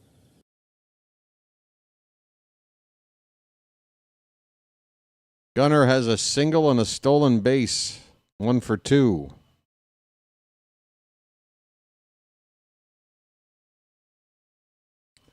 He pops up a curveball, and this will end the inning. Bellinger waiting for it, and that will do it. We go to the bottom of the 5th. This game is halfway through. The Yankees have doubled up the Orioles so far. Yankees 6, Orioles 3. Matt, welcome to Magic Members. Wait, Matt, you weren't a Magic member, and now you are? Well, welcome, Matt. How you doing, Matt? It's a pleasure to meet you. Message for you, son. All right. And I want to thank you very much for that. I really do. How did I know that the first thing Matt would reach for is the Old Bay emojis? You got to go for the Old Bay first, right? That's the most Maryland thing in the whole list. When I found that, I was like, wow, that's getting added.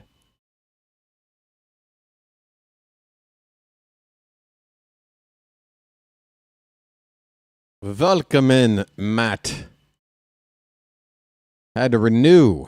All right. Well, does that mean you have to start from 0 in terms of consecutive months or whatever? Because you might have to wait a little bit longer on those special binoculars like Pocket Watch, who's got the ultimate binoculars, and George with the,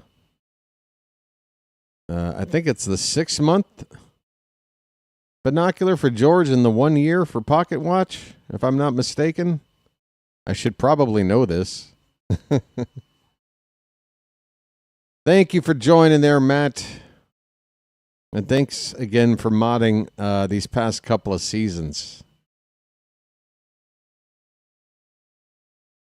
Beavers is out of the game, Scott? This is news to me. Let me look. You're right. Dylan Carlson is in the game for Beavers. Might it have something to do with that catch he made in the outfield?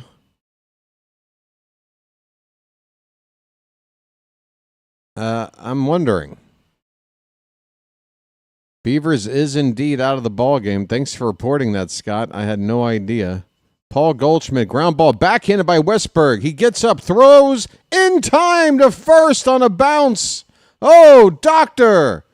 I'll say it once. I'll say it again. Jordan Westberg, Oriole captain. Look at this play. Oh, my. I mean, stop, pop, and throw from one end of the foul line to the other. A fine play by Westberg. One down in the inning for Judge. Besides that, it's all in the reflexes. Matt with a membership and a super chat. Oh, Matt showing double support. Folks, I think Matt is setting a tone here. Thank you so much, Matt. It's a mutual feeling of thanks. Aaron Judge, 1-1 pitch from Selby is in there for a strike. Oh, it's not Selby. Oh, that's Mayo over there. I'm like, where did his beard go? There's Kobe Mayo hanging out at first base. 1-2 pitch, check swing. Did he go? No. No, he did not go. Right. Oh, yeah, he hit the ball hard off of himself. That's right. So, right shin discomfort. He's probably got a big old strawberry on his leg there. All right.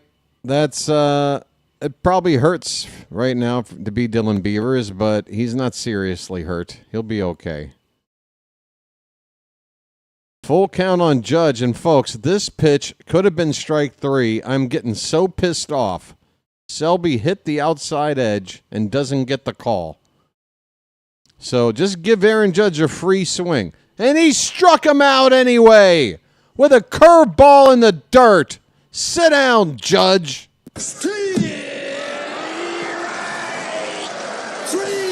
Well, y'all come back now, you hear? Sit the hell down. You should have sat down 1 pitch sooner. Ain't nothing you can do about that, Buckner. 2 down. Bellinger with a big cut fouls it away. Yeah, ABS next season, Blue. Just you wait. You brought this on yourself. I don't want some stupid robot helping out this game that I love, but you brought it on yourselves. You stink. Base hit to right field by Bellinger, a 2-out single.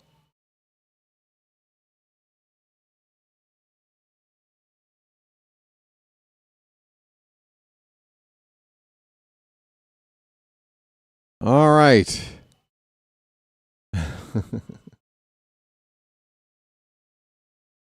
Yeah, the rule is, folks, ABS next season, you get 2 challenges, and as long as you're right, you keep them. You get to be wrong once and still have one left. If you're wrong twice, that's it. But if you're not wrong, you can really make an umpire look bad if they're not doing their job. Giancarlo Stanton takes ball 1, and that might have, well, I didn't quite see where that pitch landed, but that might have been a strike for all I know. 1-0 on Stanton, 2 down, runner at first. There is a strike, knuckle curve. That first pitch was outside, I think. Well, maybe not. No, I'm looking at Bellinger's at bat. Where was that first pitch to Judge? Or Stanton, sorry. That was inside. Okay.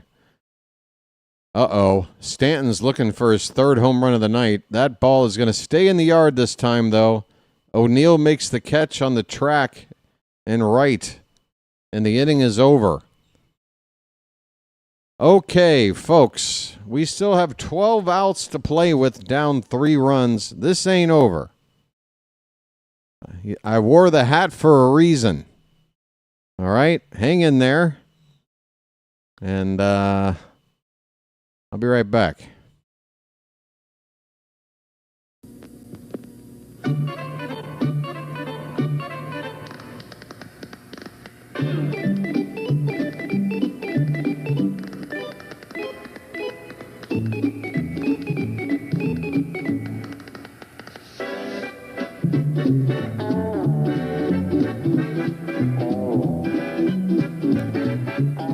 He met a strange friend in the Chesapeake Bay when Mondi the Monster...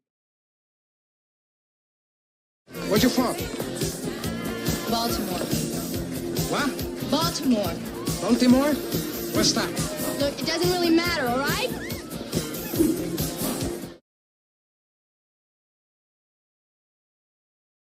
Are there things that make you angry? Are there things that make you angry? C.B. Buckner? Are there things that make you angry? John Bacon? Are there things that make you angry? What's that one guy? Jim Wolfe? Are there things that make you angry? The alleged upgrades that the Orioles are making to the ballpark for 2026? Are there things that make you angry? Wondering whether or not Mansolino's going to be managing again next season and reading that some players want him to? Are there things that make you angry? Not Paul Simon, who is sitting in the crowd watching the game. Hey, Paul, how you doing? Do do do do do do do do do do do do do do do do do. Tyler O'Neill, first pitch strike. Next pitch is out to right center. Travel, travel, travel. That ball is gone.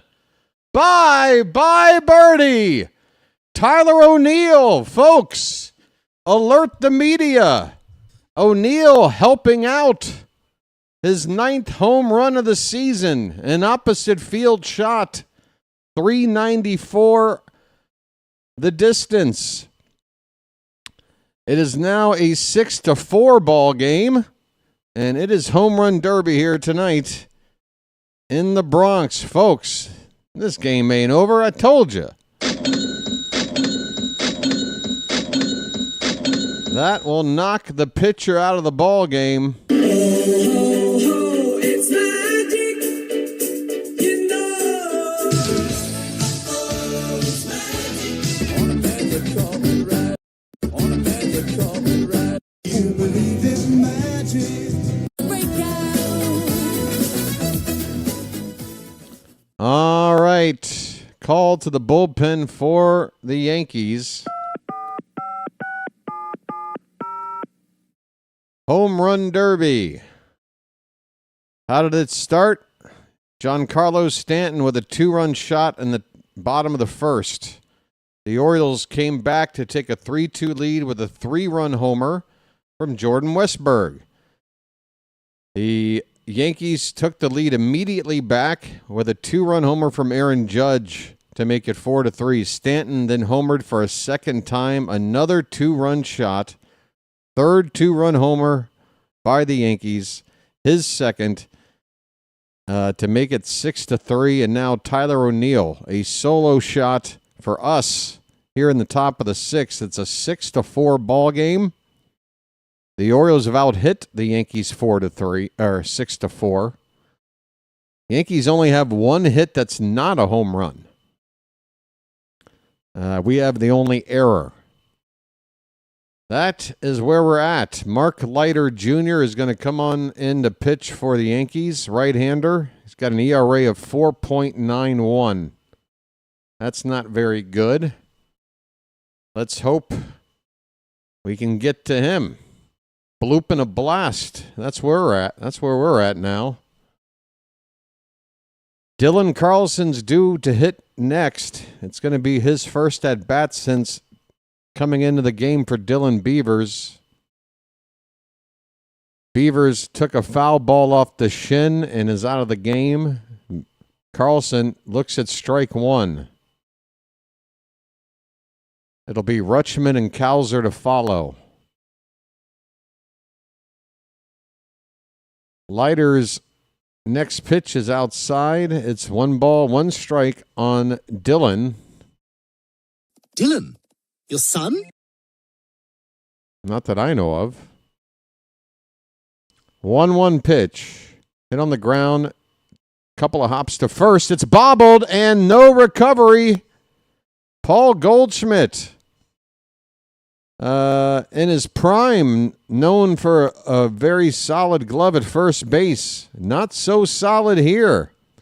Folks, do we have a Yankee fifth happening here in the sixth? Do we have a Yankee fifth about to unravel here in the sixth? We're hoping for it. That first play right there kind of makes you feel like something might happen. Here's Adley Rutschman. He's 0 for 2.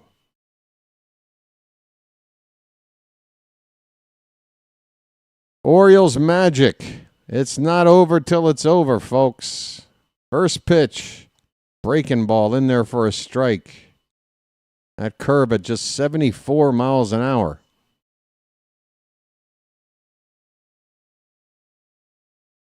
Carlson on at first. It is an error.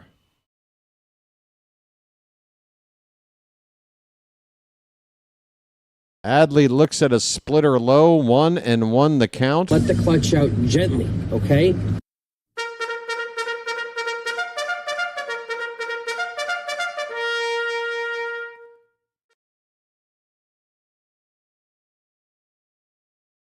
Error on Goldschmidt to begin the top of the sixth. Rutschman at the plate. Actually, it doesn't begin. O'Neill's home run begins the top of the sixth. Let me amend my statement. After that home run ball, we got a rally started here. And now the count is 2-1 on Rutschman. The pitch. That is in the dirt. 3-1, folks.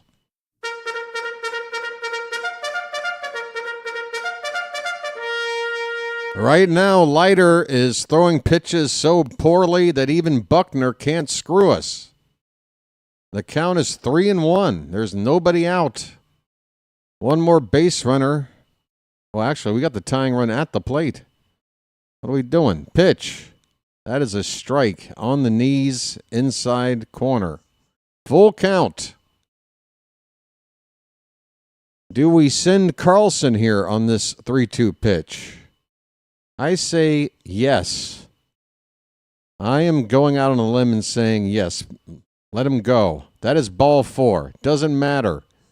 Adley walks. We got 2 on. Those are the tying runs on base with nobody out. I'm walking.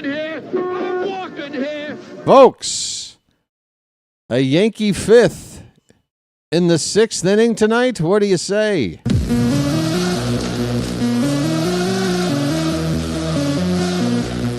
Let's see some cows in the chat. Colton Cowser's got a hit tonight. 1 for 2. A double his last time up. 2 men on, nobody out, and a curveball. Is that where? That is low. That is low. Again, big RBI spot, big moment, and you start off the AB putting us behind the 8 ball. Cowser, a ground ball to first. This is going to be a productive out. 2 runners will move up on a ground ball to Goldschmidt. He will get it to the pitcher covering. 1 away. Runners at 2nd and 3rd. Buckner, I swear to God, man, if you get involved in this rally, I got nothing. I'm too far away. Sammy Basayo, folks, cross your fingers. Basayo, I remember, had a bad call on him. He had words with Buckner last time up. Takes the first pitch. That's a strike. Sammy's just wondering, what do I have to do here? Well, what you got to do, Sammy, is put the ball in play. 2nd and 3rd, 1 down. Got to get a run in here in this at-bat. Pitch. Swing and a miss, and Basayo's helmet comes off. It is 0-2. Got to make contact. And if it's close to the zone, doesn't matter if you know it's a ball. It might be a strike with this ump. You got to swing. Sammy chases one and fouls it away. Still 0-2. Come on, Sammy.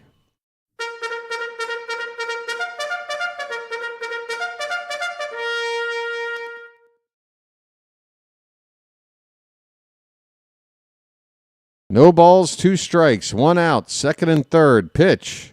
Swing and a miss. No, he got a piece. Oh, my God. Thank God. I completely lost sight of that foul ball. I thought Basayo came up with air. It is a foul ball. It's still 0-2. All right. Now I feel like we're playing with house money. Come on. 0-2 pitch. That's in the dirt. 1 ball, 2 strikes. Come on.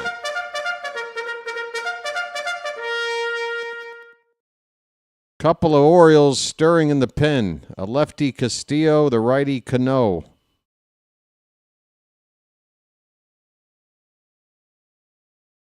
One and 2 on Basayo. Pitch. He lays off. No, he didn't go. Don't even act like he went. Okay. He did not go. 2-2.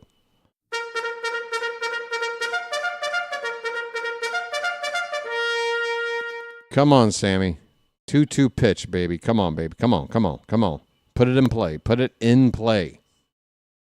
Pitch. Fuck!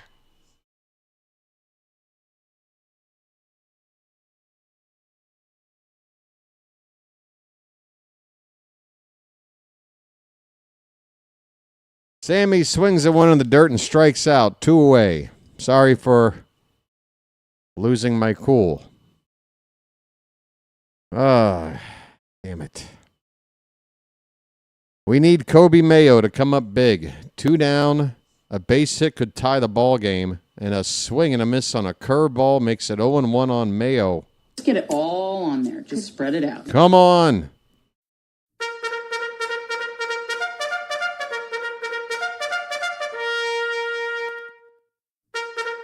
All right. Hold on. 0-1 the count. Mayo asks for time. Okay, you want to bugle again? Fine.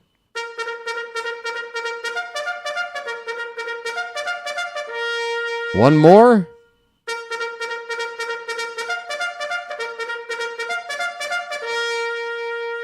Come on, Charm City chat.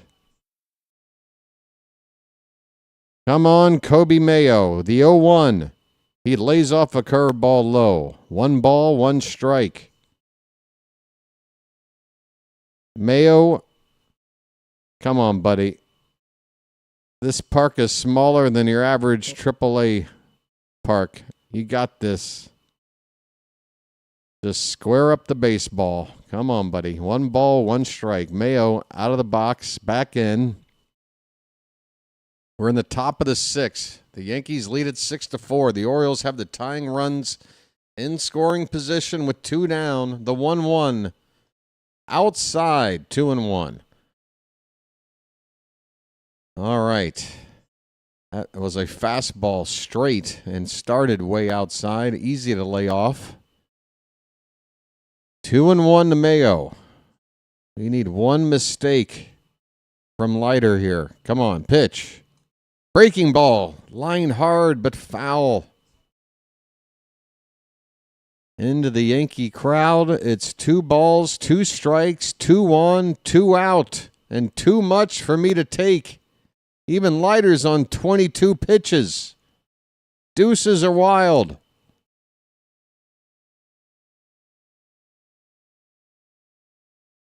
Pitch in the dirt. Full count, folks. Holy cow.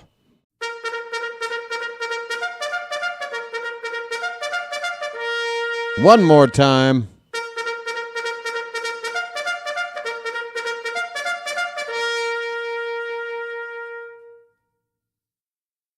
Payoff pitch to Kobe Mayo. Leiter from the belt. And now he steps off.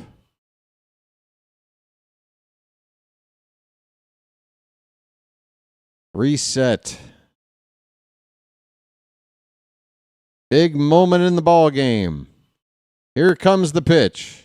Off the plate, curveball, ball 4, bases loaded. I'm walking here. Jackson Holiday coming up right now.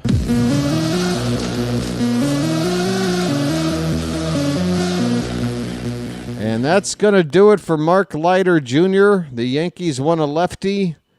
We've seen this situation play out just about every ball game. When the lineup flips over for Baltimore and you got Holiday and Gunnar hitting 1 and 3, the opposing team is seemingly always ready to come in with a left-hander to face those 2 bats. And that's the story here again tonight. Can Holiday produce off a lefty? Bases are loaded. We have a chance to tie. We have a chance to take the lead. Or we have a chance to come away with nothing and still be down 2 and morale completely shattered. There's a lot of ways this can go, folks. I'd like for it to go a good way. Hey, guess what? We've got over 100 people here. That means the like count can technically get to 100 or more. We're in the 80s. I love the decade. It's 1981 right now, folks. Cal Ripken Jr.'s almost about to make his 82. It's Ripken's rookie season, folks. Can I hear 83, our last World Series? Let's get that like count up and go through the years, folks.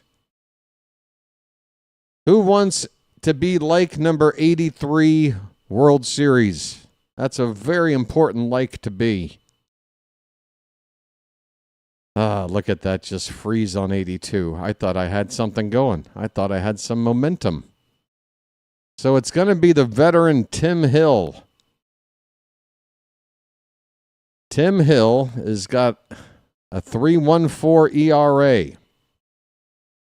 It's his 70th appearance of the season. Opponents are hitting 234 off him. He's not a strikeout pitcher. He's a get weak contact kind of a guy. And the first pitch to Holiday is way inside for ball 1.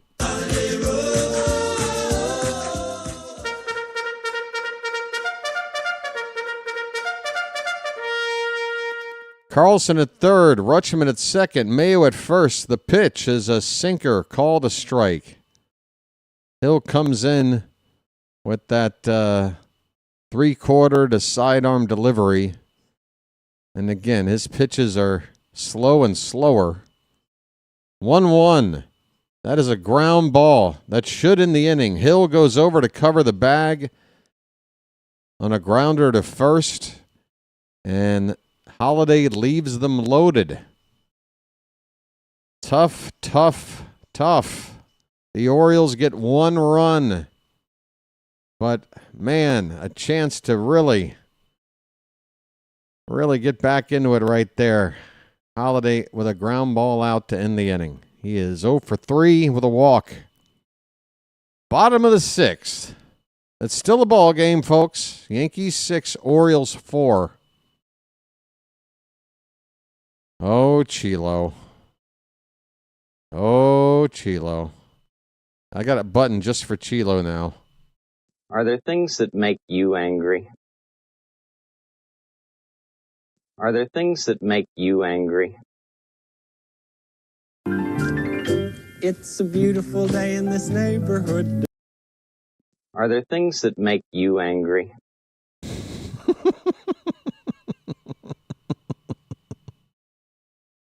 Chilo, you're not going to be happy that I found this Mr. Rogers soundbite. Are there things that make you angry? You're not going to be happy. I'm feeling this button's going to get a lot of use. All right, how about this for a button? Ante up and kick in like men. Like men! Now that's more like it. That is the sound of somebody who says, I'm not around here to point fingers or point out how we suck. I'm here to say there's still a game on, damn it. Ante up and kick in like men. Like men! Ante up and kick in like men. Like men! That's called a rally cry. Ante up and kick in like men. Like men! That's right. Let's goo. It's the bottom of the 6th. Yankees lead it 6-4.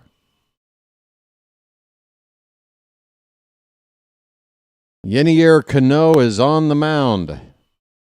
Oh my.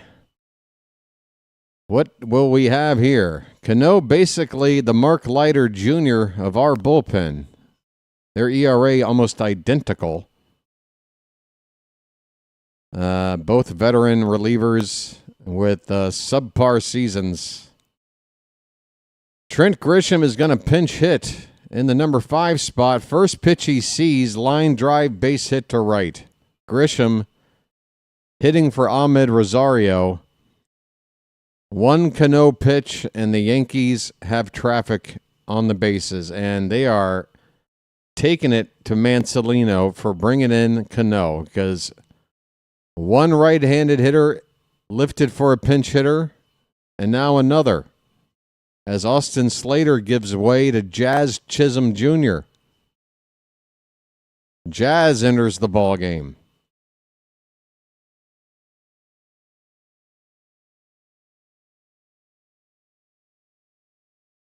I think I would have rather have kept, a lefty facing the likes of Slater and Rosario versus a righty facing Grisham and Jazz, but what do I know? Chisholm fouls one back. It's 0-1. Runner at first. Nobody out for the Yankees in the bottom of the 6th.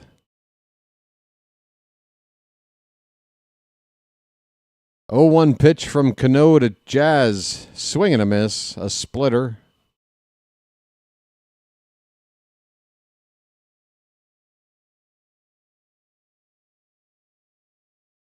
Grisham does have the ability to swipe a base. Yeah, he's on at first.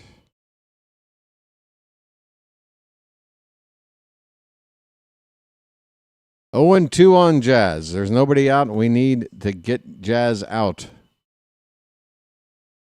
Cano's pitch. Off the plate, low and away.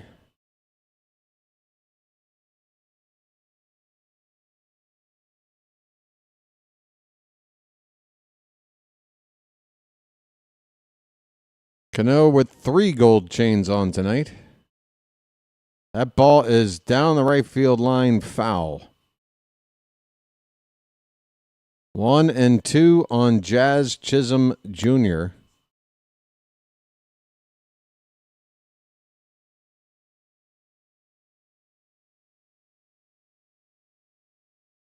Toronto now with a lead on Tampa 4-2 in the top of the 7th. Tigers up 3-1 on Boston in the top of the 7th.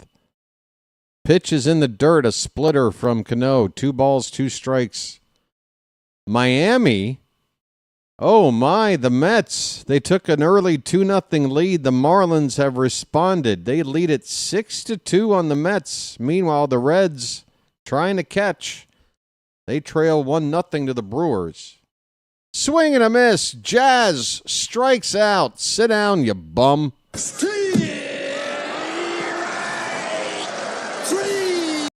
Love the music, hate the player. Well, y'all come back now, you hear? Sit down. Hit the bricks, pal. You're done. You get nothing. You lose. Good day, sir. How about this? Peace, love, dope. Now get the hell out of here. Anthony Volpe looks at a strike. Too late. Oh, should I maybe follow the great example given out by Yankee fans about not hating? Is that what I'm supposed to do? Shall I follow the example Yankee fans give in that regard? Okay. That'll work. Pitch to Volpe. Lined foul. It's 0-2. Right. You don't hate anything, right? Yankee fans don't hate anything. Yankee fans, folks, they don't hate. They don't hate on any. Yeah, I'm supposed to believe this. So you're just saying you don't hate the Orioles. What else do you not hate? Jolly Ranchers? What do I care? You guys hate. Don't sit here and try to pretend like you're on some kind of, pedestal when it comes to, your attitude. It's not on a pedestal, okay? Not in any way, shape, or form. Volpe is going to bloop one in the right. That is a single. Grisham stops at second base. 2 on with 1 out. And hey, if you need proof, head on over right now to NYY Underground's YouTube channel. He's live streaming calling this game. Hang out in that Yankee chat, even though they're winning right now. I would bet you wouldn't have to sit around for more than 60 seconds to see somebody saying something negative about your own team. Okay? It's just a game. We are. Oh, wait, is we are? Is that like it is what it is? I love expressions like that. So it's not the best option, but it just is what it is. Hey, folks, we are what we are. I am what I am. I'm Popeye. Ahoy there! Anybody home? Austin Wells has a count of 1-0. 2 on, 1 out for the Yankees in the bottom of the 6th. Wells is 0 for 2. Now we're having fun. There's a strike at the bottom of the zone. 1 ball, 1 strike on Wells. Lessons from Yankee fans about not hating on something. Okay. Appreciate it. 1-1 pitch is hit on the ground. That is a base hit. O'Neill is going to fire home. Grisham coming home. The throw. Rutschman cuts it off. He's not at the plate for a play. That is a RBI single for Austin Wells. The Yankees lead by 3 now, 7-4. Yenier Cano, and there's Chilo. I knew it wouldn't take long. Are there things that make you angry? 7-4 the score. Runners at the corners for the Yankees with 1 out. Jose Caballero coming up next.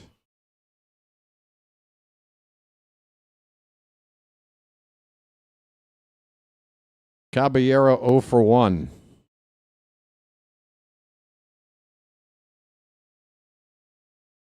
Pitch. He shows bunt and a throw down to third. We've got the runner. We got the runner.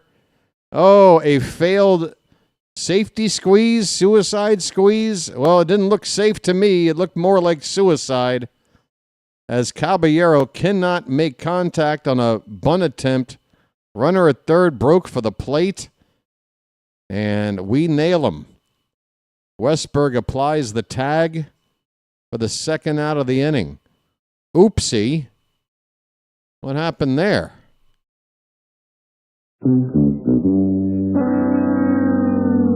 And here's a ball that's Hopper right in front of the plate. Brutchman pounces and throws out Caballero to end the inning. Folks, this inning played out pretty strange. The Yankees score a run. But, it could have been a lot worse. To borrow expression from Fargo, it could have been a lot worse. Yeah, you betcha. We see it's my deal here, Wade. I need the full $300,000. It's my deal. What are we doing now?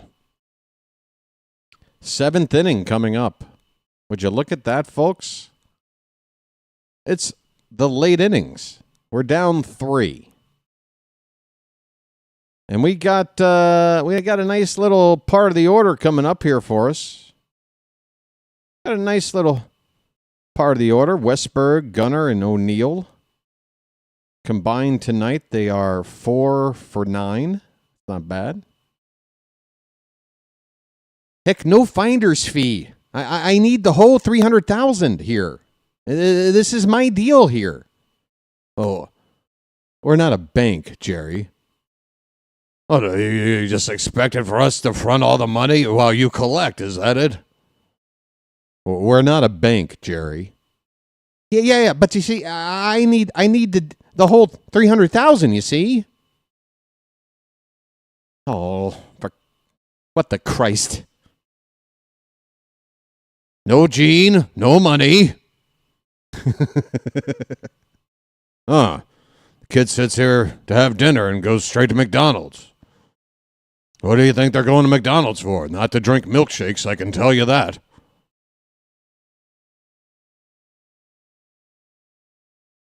So how would you describe him then? Well, just a little guy, kind of funny looking. Yeah? Anything apart from that? No, just kind of funny looking, Yeah. Go Bears.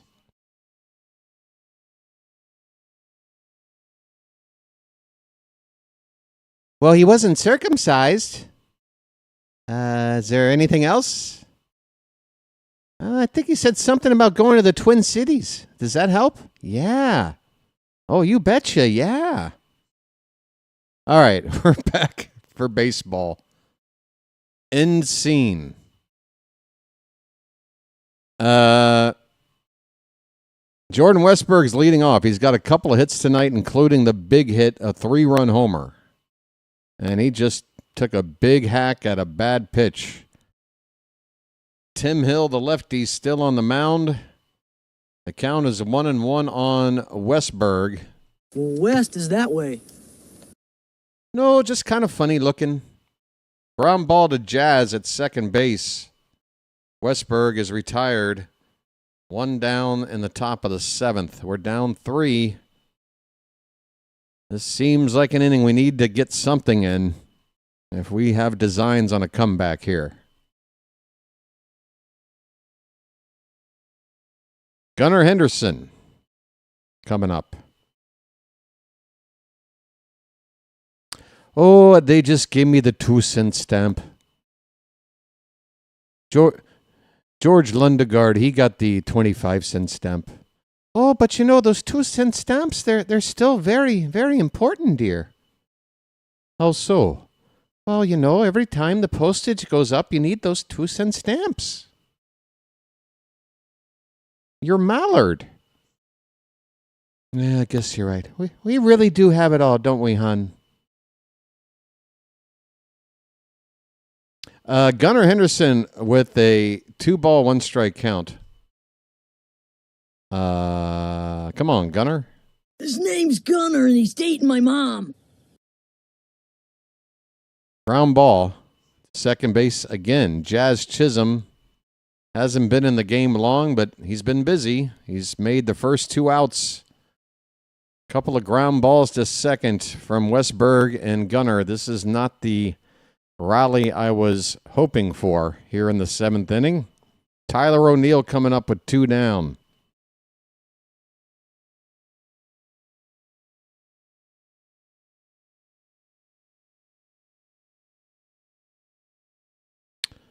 Yankees are going to make a move to the bullpen. A right-hander is coming in with Tyler O'Neill due up. So there you go. All about bringing in the lefty to get Holiday and then get Gunnar and then take him out. That's what they did with Tim Hill. And a righty coming on with O'Neill due up next. Bases empty, 2 down in the top of the 7th. Janet, I rank Fargo as my number 1 movie of the 1990s. And the 1990s has some of my favorite films. It was a great decade for movies.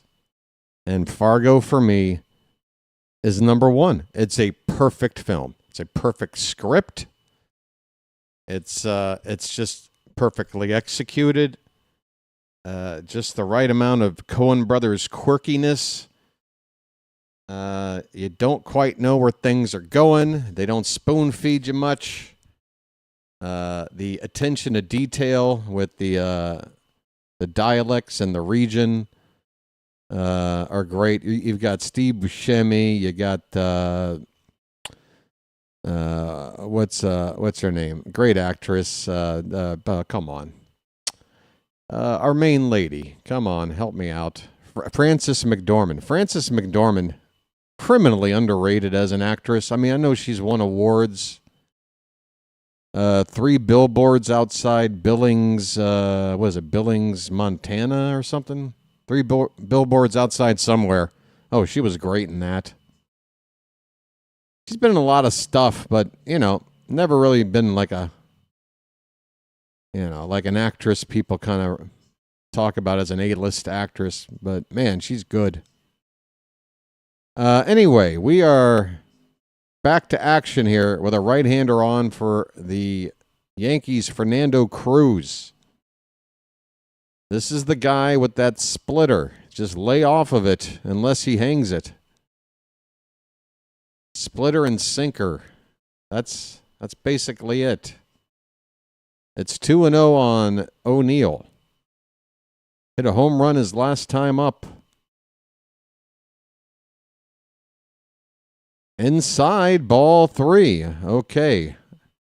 No, Tyler, you do not have the green light. Take another pitch on 3-0 here.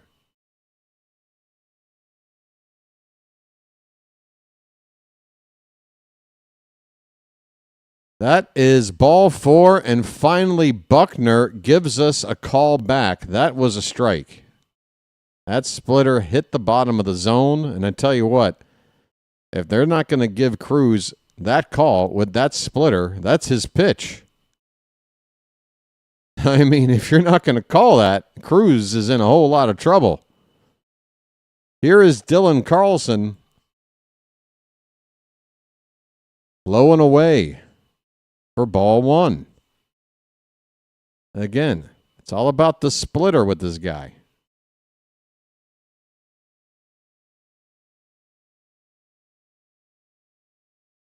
Next pitch. That has top of the zone with a fastball. 1-1 the count. You can almost see Carlson just looking for something low. And as soon as that pitch was upper part of the plate, he just said, nope, not where I'm looking. 1-1 pitch. That's up, and that's a second strike. All right, Dylan. He's showing you 2 high fastballs. Will he go back there, or now is he going to give you the pitch you were waiting for? It is mind games here. 1 ball, 2 strikes. Pitch. That splitter lays off. Good eye. That's what Dylan's looking for. It is 2-2. Where are we going? Runner at first with 2 down.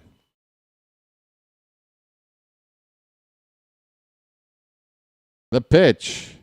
In the dirt. If not in the dirt, near the dirt. For ball 3, folks. Full count for Carlson.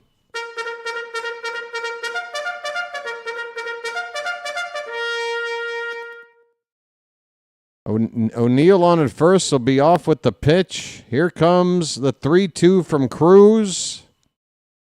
Outside, ball 4. Bring that tying run up to the plate right now. I'm walking here. I'm walking here. Bring him up. And guess what? You don't get to play matchups this time because Adley's a switch hitter. Adley Rutschman. Coming up next with a chance to get us back into the ball game. Let the clutch out gently, okay?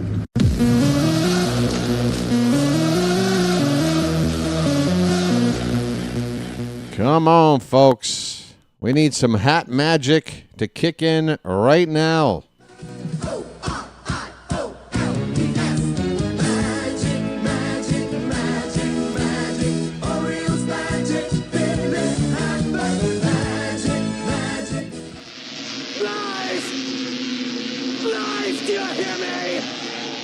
Give my creation life! Ante up and kick in like men. Like men!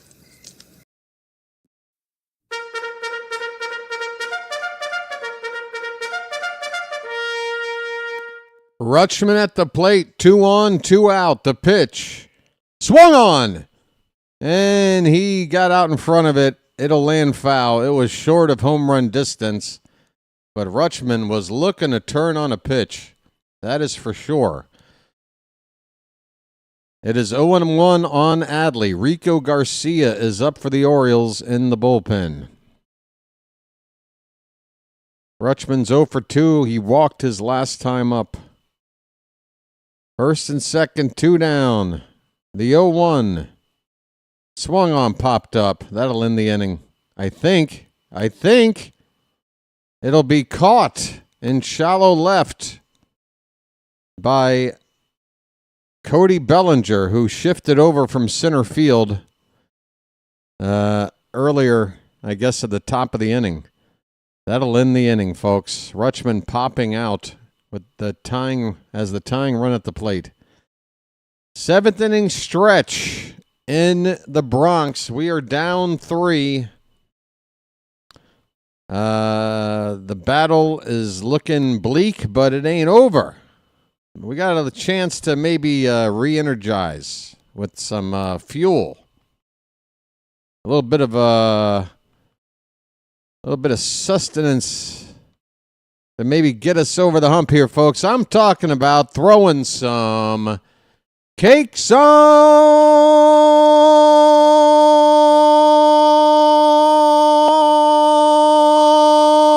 the griddle. Get those cakes up in the chat, folks. Thank God I'm a country boy. Thank God I'm a country boy. Thank God I'm a country boy. Thank God I'm a country boy. Folks, here's the news.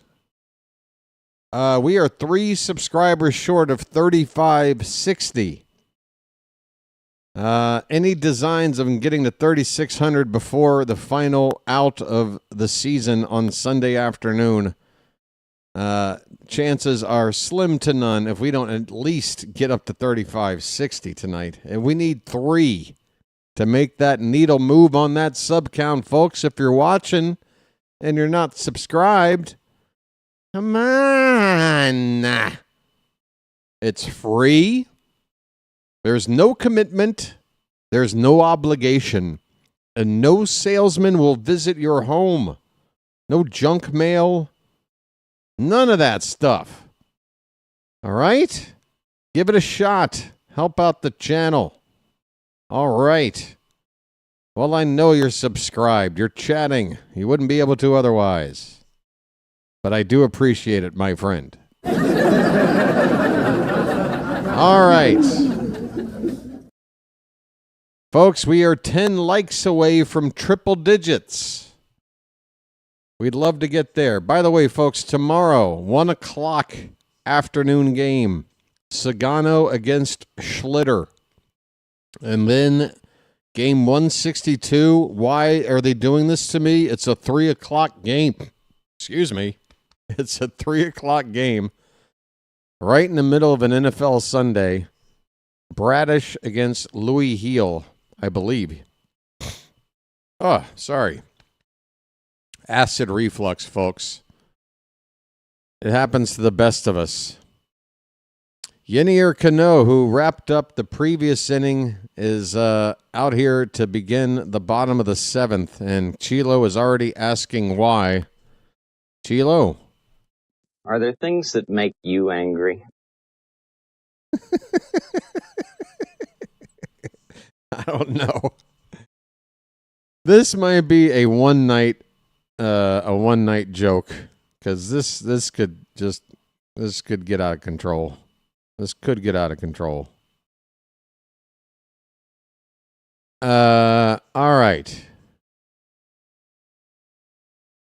Here we go. Paul Goldschmidt, top of the order. He's 0 for 3. Judge and Bellinger to follow.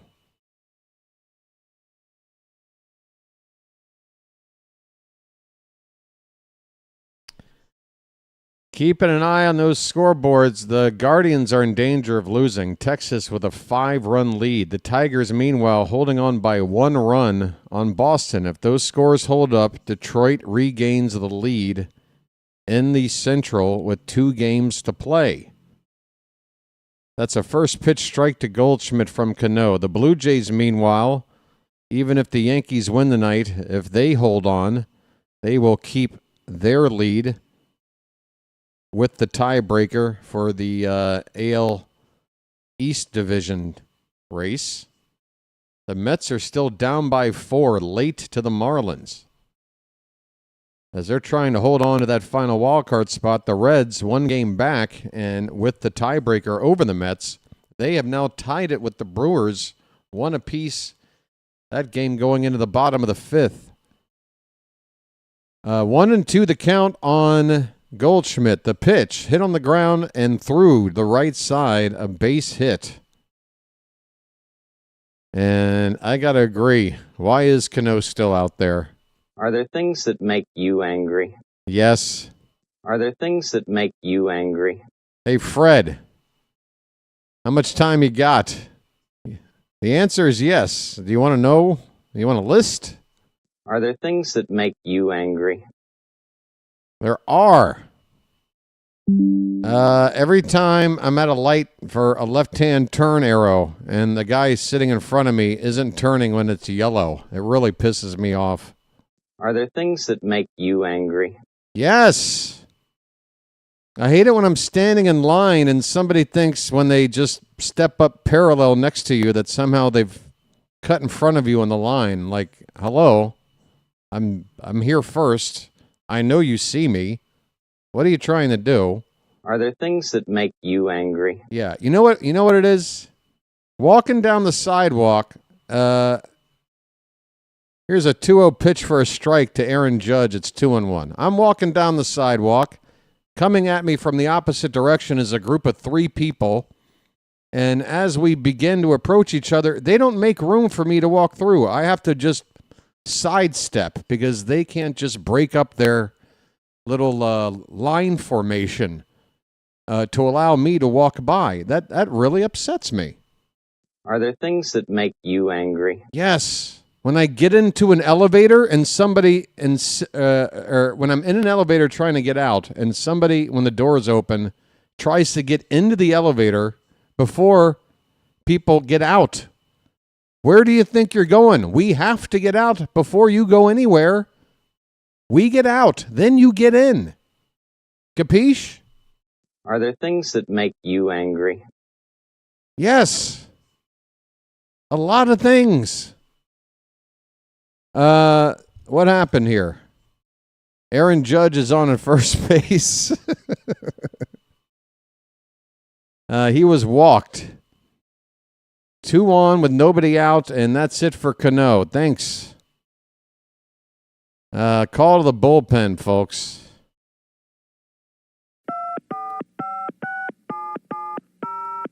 What else? Are there things that make you angry? Yeah, I'll get a flyer for like an ad from like some fancy sandwich at Burger King, and then in the picture, it just looks like this mouth-watering, just 5-star burger with all the trimmings, and I go over there, and I order what I just saw off the commercial, and I unwrap the thing, and it looks like a baby's diaper. That I don't like that. Are there things that make you angry? Potholes. It feels like every pothole in every city I ever lived in goes neglected, and when they fill it in, the hole just reappears like 2 days later. I don't know why. Are there things that make you angry? Yes. Come to think of it, I hate it when I open up a door to the outside and a fly comes flying in, like I was just waiting for that door to open. Like, I opened the door 1 second, and now I got a fly in the house. I hate that. Are there things that make you angry? Mr. Rogers, can I take a break? I got to call an Orioles game. Can we revisit this conversation? Jose Castillo, left-hander, is on in relief. Aaron Judge is the batter. No, he's not. He's on at first. Cody Bellinger's the batter. Hence lefty. Okay, here we go. First and second, nobody out. First pitch to Bellinger. Slider, a strike from Castillo. Bellinger's walked twice. He's singled. He's scored a pair of runs. That pitch might have been called strike 2. I can't tell by that motion by Buckner. Okay, we did get the call. The ball was dropped by Rutschman. But we do get strike 2. It's 0-2 on Bellinger.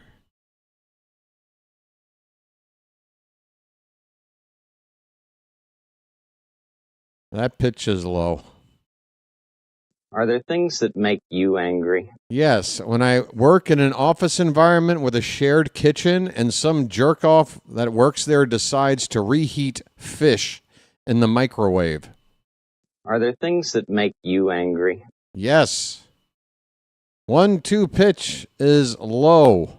2-2 the count on Bellinger.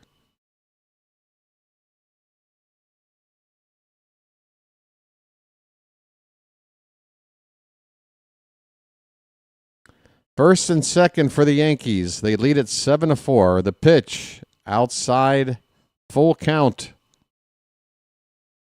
Are there things that make you angry? Yeah, when I walk my dog and I'm out there for like 20 minutes, I know it's got to go, and it's just sitting around acting like it don't have to go. We get back in the house, and immediately it's scratching at the door. Like, what are you doing? Here is a foul ball. Still a full count on Bellinger.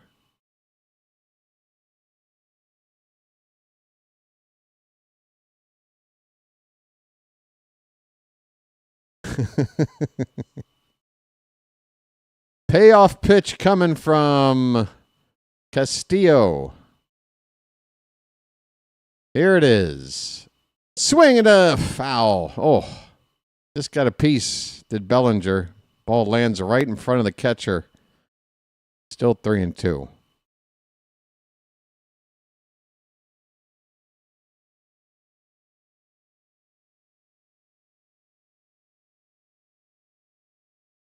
Another 3-2 pitch. Line drive up the middle, base hit. Cowser charging it. Will not have to throw home. The runner at third stops. It's bases loaded, nobody out for the Yankees. Oh, no. Trouble a brewing here in New York because Stanton is up next. Couple of lefties after him, but nowhere to put him, and nobody out. What you need is a strikeout or a ground ball, obviously. First pitch strike, Castillo gets ahead of Stanton. I would probably not throw that pitch again. 0-1, low and away, 1 ball, 1 strike. Yankee fans are standing right behind home plate. They are expecting fireworks here.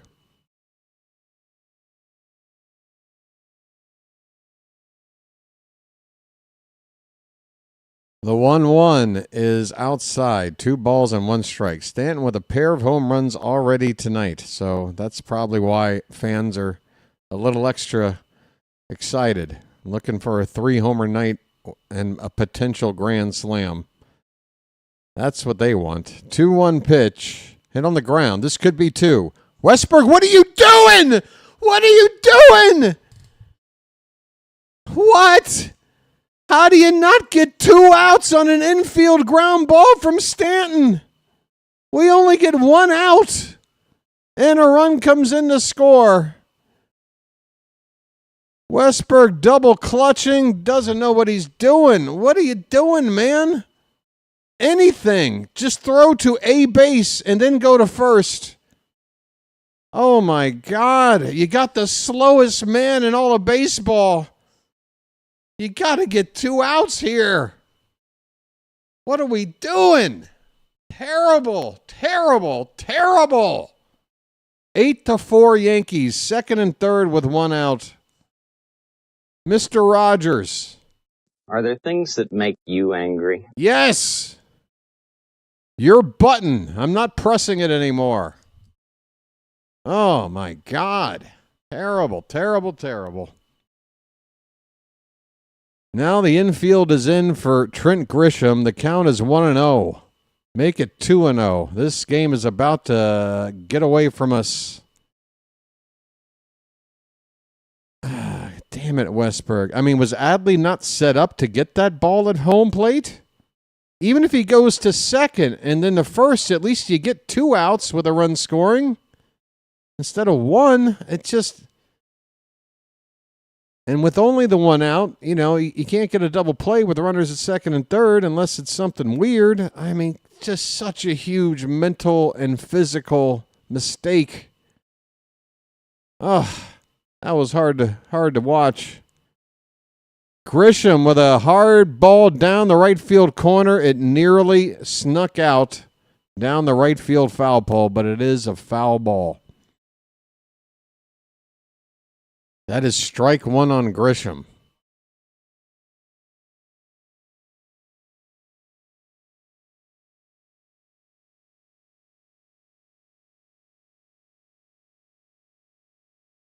I mean, a couple of different choices there, Phantom. The thing is, you didn't do any of them. Go to any base but first, because the odds are you'll still have time to get that second out at first because Stanton can't run. Stanton can't even jog. He's so slow. You got to just quickly go to some base, and he didn't. Oh, it's so frustrating.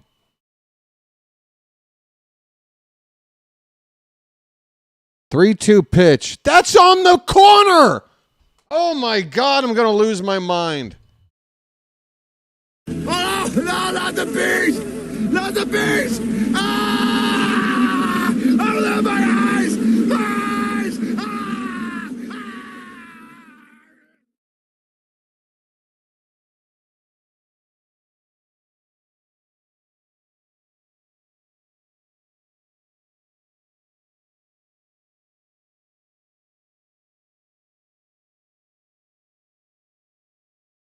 Hey, Mancelino.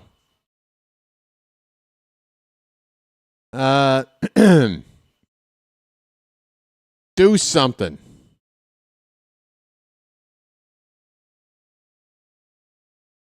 I don't care if it's irrational and illogical at this point. Just do something.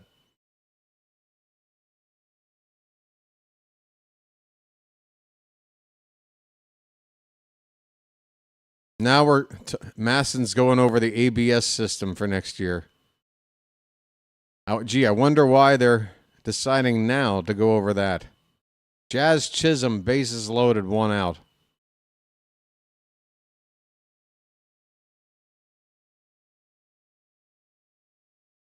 Nothing from Tony.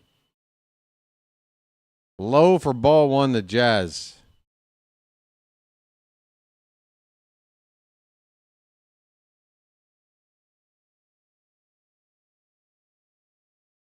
The 1-0. Ground ball. Go home. Go back to first. Unfortunately, Rutschman's throw back to first is high. Holiday covering the bag was off the bag. It is the right play. Almost ended the inning, but all said and done, it's a fielder's choice, and we prevent a run from scoring with that second out. Bases still loaded with 2 down. 8-4 Yankees. Anthony Volpe coming up.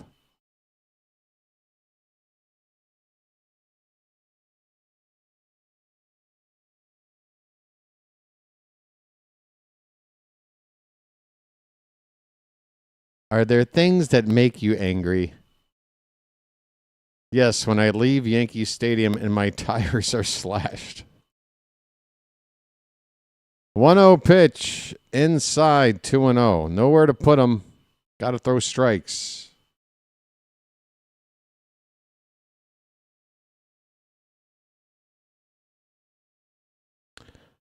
Right-hander Doval and lefty Yarborough up in the Yankee bullpen. 2-0 misses outside, and Castillo is... Wait, that's not a strike. That isn't...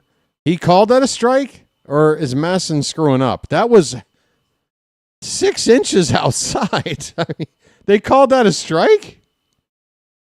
I mean, thanks, I guess. That's the worst call tonight. It goes for us. I don't know what's going on. It's 3-1. 3-1. We are now 1 pitch away from walking in a batter. Or a runner, I mean. Popped up. All right. On the infield. Mayo wants it. Mayo's got it. Inning is over. God. Watching this game is more frustrating than putting IKEA furniture together. We go to the 8th inning. It's 8-4 Yankees. I need a frickin' break. Jeez. Oh, wow. Here he comes. Let me show you what I mean now. By the first thing you do is get right up in their face, you point the finger. Then if you can't get close enough, you turn the hand around and kick some dirt. And then if he's missed a strike, you get over here and you put dirt all over the thing. You throw the hat down, you pick it up, you throw it, and then you're so bad, you throw him out of the game. You're out of here.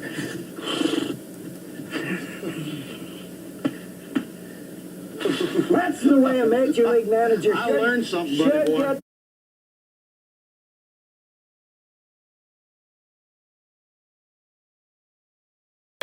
Boy, Harry, you're full of energy. You look great. I hate to tell you how I feel. I swear. I've had that bad back myself. Also, with this cold, it just seems like it's settled in there. That's age, friend.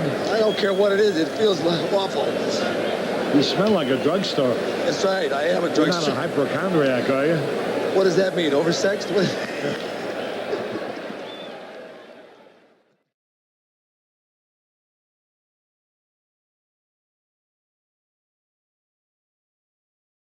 Janet, it's been a while.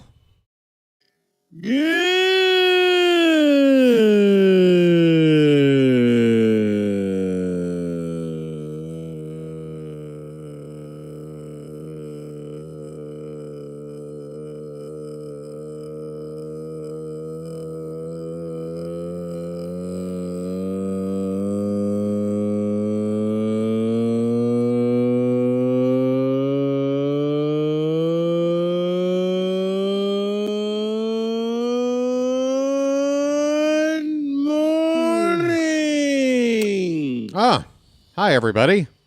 Welcome back. Camilo Duvall is on the pitch. Yankees plucked this guy at the trade deadline, right? From where? Twins? Something like that? All right. It is the bottom of the Oriole order due up. Colton Cowser, first pitch up and away for ball one. That wasn't close. That's a good sign. That first pitch was not close. Wait, is this frozen?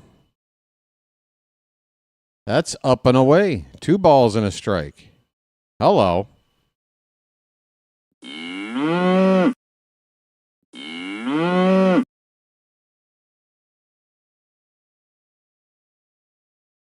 What is going on with the scoreboard? Duvall needs to tie his shoe. Hey, Duvall, your shoe's untied.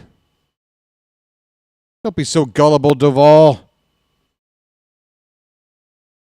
You know what they would do if I turned in my homework with your handwriting? I'd get kicked out of school. Now, you wouldn't want that to happen now, would you? Would you? It's 3-0 on Cowser, folks.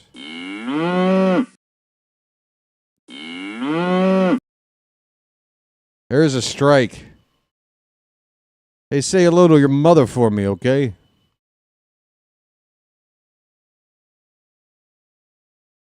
One day you'll be my wife, Lorraine. The 3-1 pitch. Called a strike, bottom of the zone. Full count on Cowser. Leading off the top of the 8th, the Orioles trail by 4.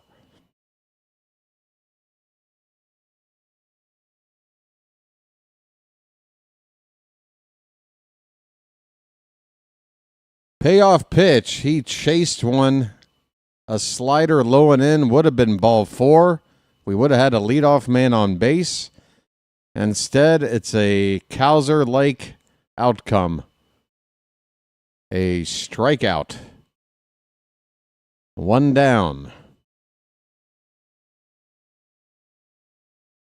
Why don't you just make like a tree and get out of here? It's leave. It's make like a tree and leave. You sound like an idiot every time you say it.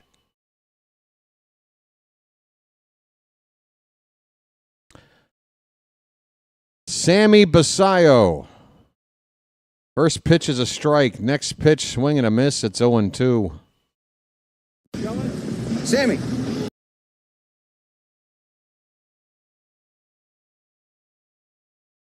Sammy's 0 for 3 tonight. He's been struggling. I can't deny it. He's been struggling. He's got to get some hits. And he strikes out on 3 pitches. 2 out in the inning. Orioles are running out of time. Kobe Mayo coming up, 2 down, nobody on in the 8th.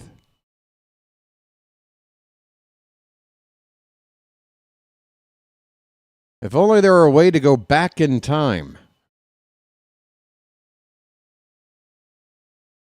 Mayo chases one low and away. 0-1 the count. Oh my God, the Yankee Stadium crowd is doing the wave.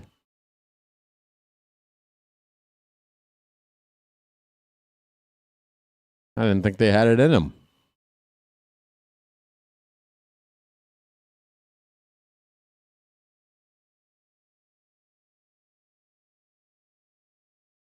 That pitch is way off. 1 ball, 1 strike.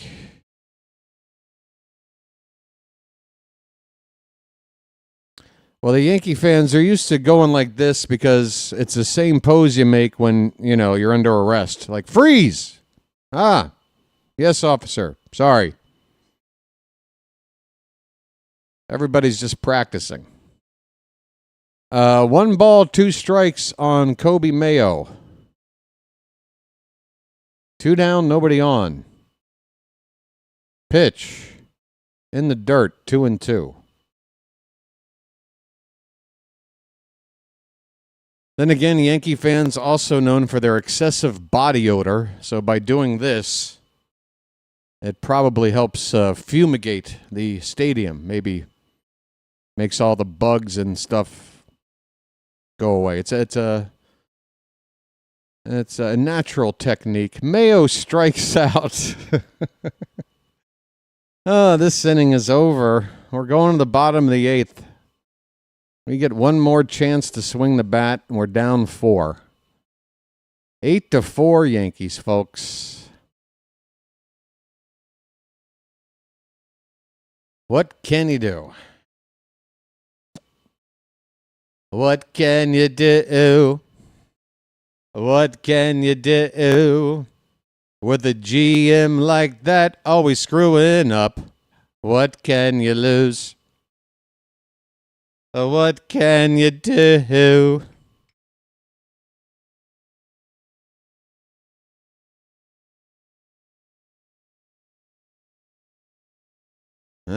Folks. This season, I tell you what. Just read something about how far the attendance dropped since the last season. Major drop. About 500,000 fans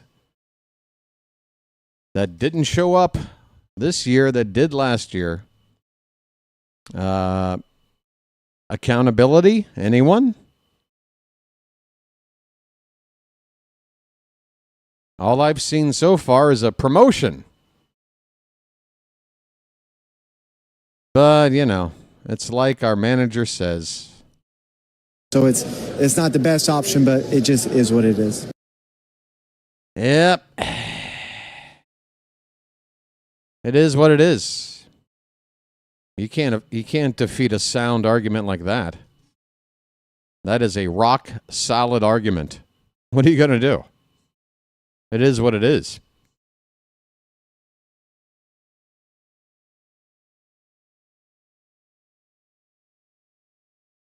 All right.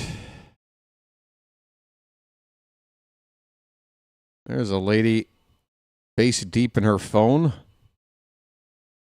What do we got? Grisham leading off. Castillo, first pitch is launched. If it's fair, it's gone. That ball is, I think, foul. Foul ball. Yankees, I'm sorry, not Grisham. That's Austin Wells at the plate. Yankees are waiting. I think it's a foul ball. It is foul. They're not going to challenge.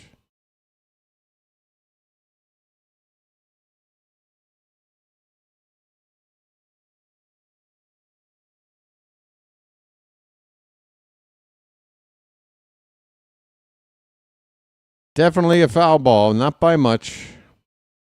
0-1 the count on Austin Wells, 1 for 3. Swing and a miss.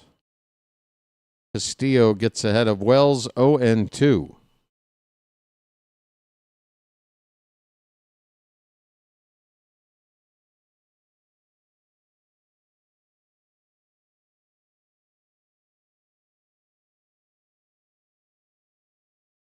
Well, folks, when it comes to going out to the ballpark, I can't blame you if you say, you know what, this is just beyond my price range. And honestly, you're going to have to show me more for me to pay that ticket or buy that shirt or buy those nachos. So guess what? If that's how you feel, be like me. Be a cheap son of a bitch and follow the team for free. On this channel with me. How's that sound? The count is 2-2 on Wells.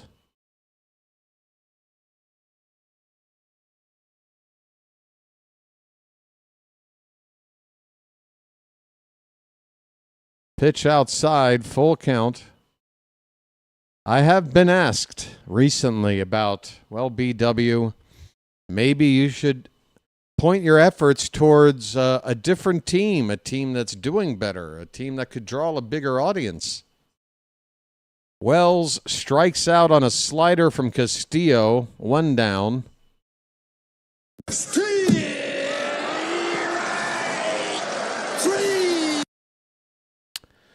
And I quickly said, there's no chance. This is the one and only play-by-play team and sport that I feel that I'm qualified to do. Anything else would be a crappier version of whatever the hell this is. Caballero with a line drive to left, caught for the second out here in the bottom of the eighth. Castillo's up to 32 pitches. He's got a couple of earrings on his right ear. How about that? Looking like Captain Jack Sparrow over here. First pitch is inside to is that Goldschmidt back up again? Goldschmidt 1 for 4. The Blue Jays win their ball game, folks. The Yankees might win tonight, but they're not taking over first place. And hopefully, if we don't win tonight, we do tomorrow. Fouled away.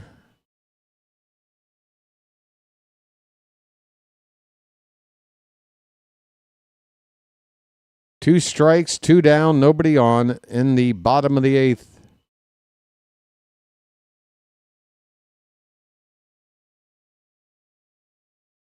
Pitch, swing, popped up, right field. O'Neill is going to circle under it, make the catch to end the inning. The Orioles have one shot left, down 4. We're going to the 9th inning. Who's due up? Who is due up for this? What do we got? Yo, Spike, I got the Mots. What do you got? Top of the order, anyway. It is the top of the order due up in the 9th. Top of the order to ya. So they're probably going to go to a lefty to begin this 9th inning. Was it Yarborough that was out there warming up? If I had to guess, we're going to see Yarborough come in to pitch the 9th. Not a save situation as well, so that's my guess. I'll be right back.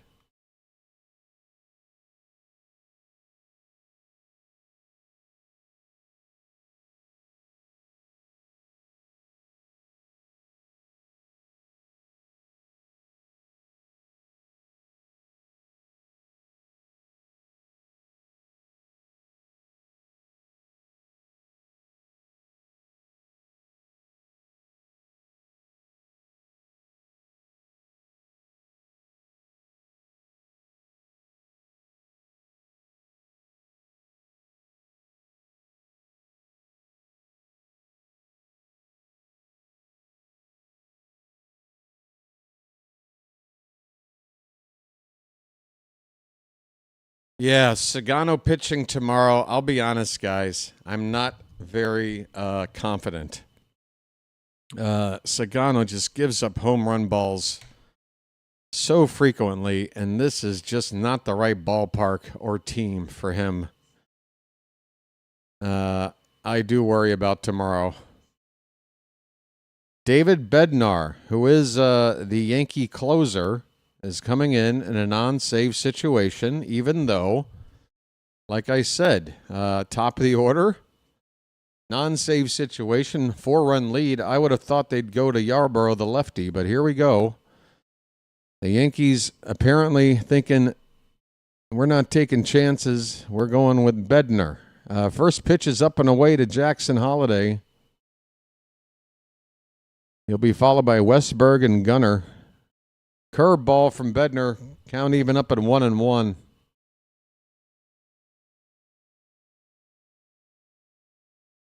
Yeah, folks, tune in tomorrow for one final look at Sagano's Mackie roll.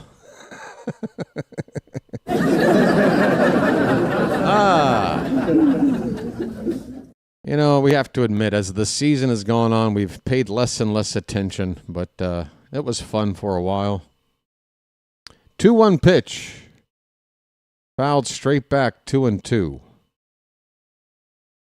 Are we still short of 100 likes? Come on, folks. Have a heart. We're right there.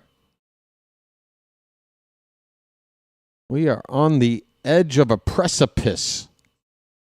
And I don't often have reasons to use words like precipice, but here I am. Let's get 100. 2-2 pitch to Holiday. Taken low, full count. We need base runners. That should be Holiday's number one agenda. Get on base. Not how, but just do it. And there you go. Ball 4 up and away. Yankees bring in a closer in a non-save situation, and sometimes that can lead to trouble. I'm walking here. I'm walking here. Some closers don't like to come in non-save situations. We need another base runner and another after that. Here's Jordan Westburg. 2 for 4 on the night. He goes after a curveball in the dirt. 0-1 the count. Come on, Westy. Well, West is that way. You don't like Sagano's Tony Manero pants?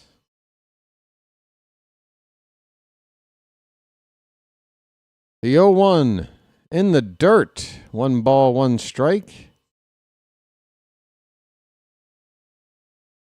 That's what I'm talking about, Dan. Just keep the line moving. Get on any which way you can. 1-1 pitch to Westburg. Swing and a miss. He got a curveball. It was in the zone all the way in there. Could not touch it, though. 2 strikes.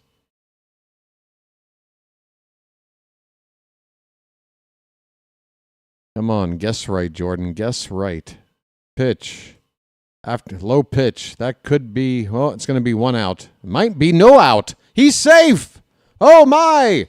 The Yankees, again, a defensive blunder. Caballero at third base. Kind of lackadaisical on this ground ball, and then a bit of a double clutch as well. Westburg beats it out. Base runners we need, any which way we can. A walk, and now what I think will be an E5. No, they're going to give Westburg a single. Okay. A walk and an infield hit. Gunners up now. Nobody out. Gunner 1 for 4. The first pitch. Taken for a strike. Curveball, bottom of the zone. Come on, Gunner. His name's Gunner, and he's dating my mom.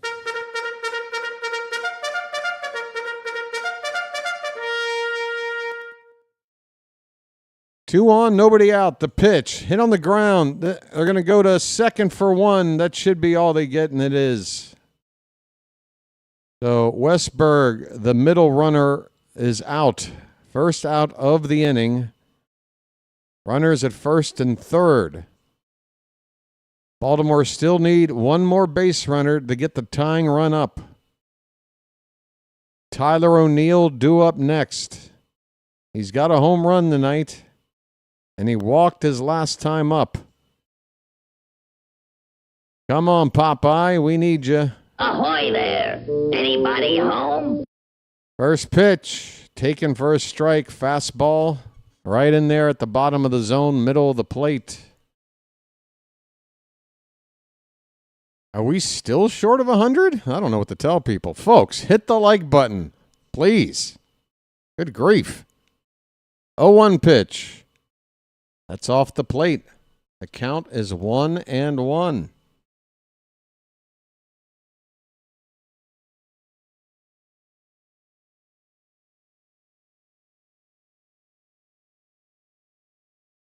The 1-1 from Bednar to O'Neill. Off the plate, 2-1. All right.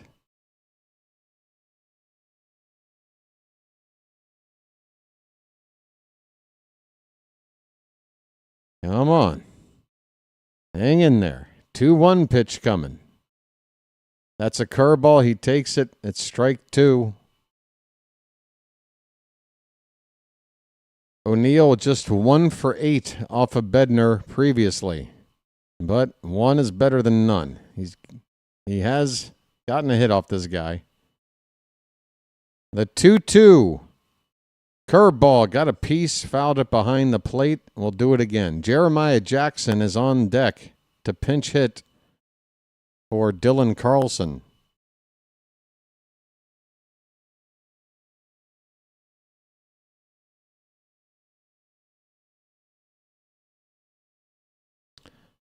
Two to O'Neill. Swing and a miss. Down he goes. The Orioles are down to their final out.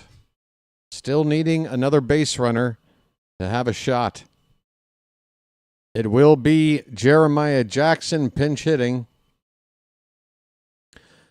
We need to see Adley Rutschman get an at-bat before this game ends. He's the on-deck guy. Jackson needs to extend this game to have a chance. Jeremiah hitting .283. Come on, Bullfrog. Jeremiah was the Bullfrog. 2 down in the 9th. Orioles down 4 with 2 men on base. Bednar delivers the first pitch. Outside and not close. It bounces in there for ball 1. And moving up to second base is Gunnar on that pitch. That'll be indifference, I believe.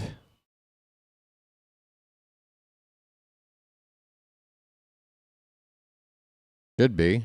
Second and third with 2 down now. The 1-0 to Jeremiah. Off. Come on, Buckner! Damn it! It's outside. Gave him the strike. It's 1-1. Give us a chance. 1-1 pitch. Checks his swing. The curveball, it doesn't matter. Home plate ump says strike 2. First base ump says he swung. Either way, the Orioles are down to their last strike. And this umpiring crew ain't going to get a Christmas card from me. I'll tell you that much. The 1-2 to Jeremiah. Swing and a miss. A fastball, neck high. And this game is over. The Yankees defeat the Orioles 8-4. In the final start of the season for Trevor Rogers, Rogers had his first bad outing. He got knocked hard for 3 home runs, 2 off the bat of Giancarlo Stanton, and that is the difference in the ball game. Pair of 2-run homers from Stanton. Judge also homered. We had home runs as well. Jordan Westberg and Tyler O'Neill. But, yeah. Yankees scored again in the bottom of the 6th and another run in the 7th to pull away and make it a 4-run lead. We could not respond after the 6th inning. And with that win, the Yankees win the season series as they are now ahead 7-4. If we do win the last 2, we still lose the season series 7-6. But we need to play with some pride here tomorrow. Tonight was a frustrating one, to say the least, in Trevor Rogers' final start. Yep, we left 10 men on base. The Yankees only 5. That hurts as well. Attendance tonight, just under 45,000, 44,596. Time of the game, 2 hours and 53 minutes. The Orioles are now 75-85 with 2 games left to play. And also, catching Tampa for 4th place in the division. Tampa did lose tonight, but with our loss as well, still 2 games back.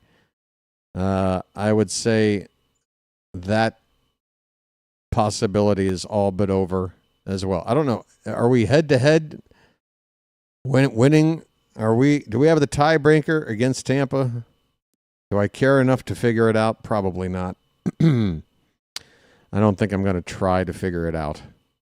But Will Warren is given the win. His record 9-8. Trevor Rogers the loss. He is 9-3. Rogers only went the 3 innings.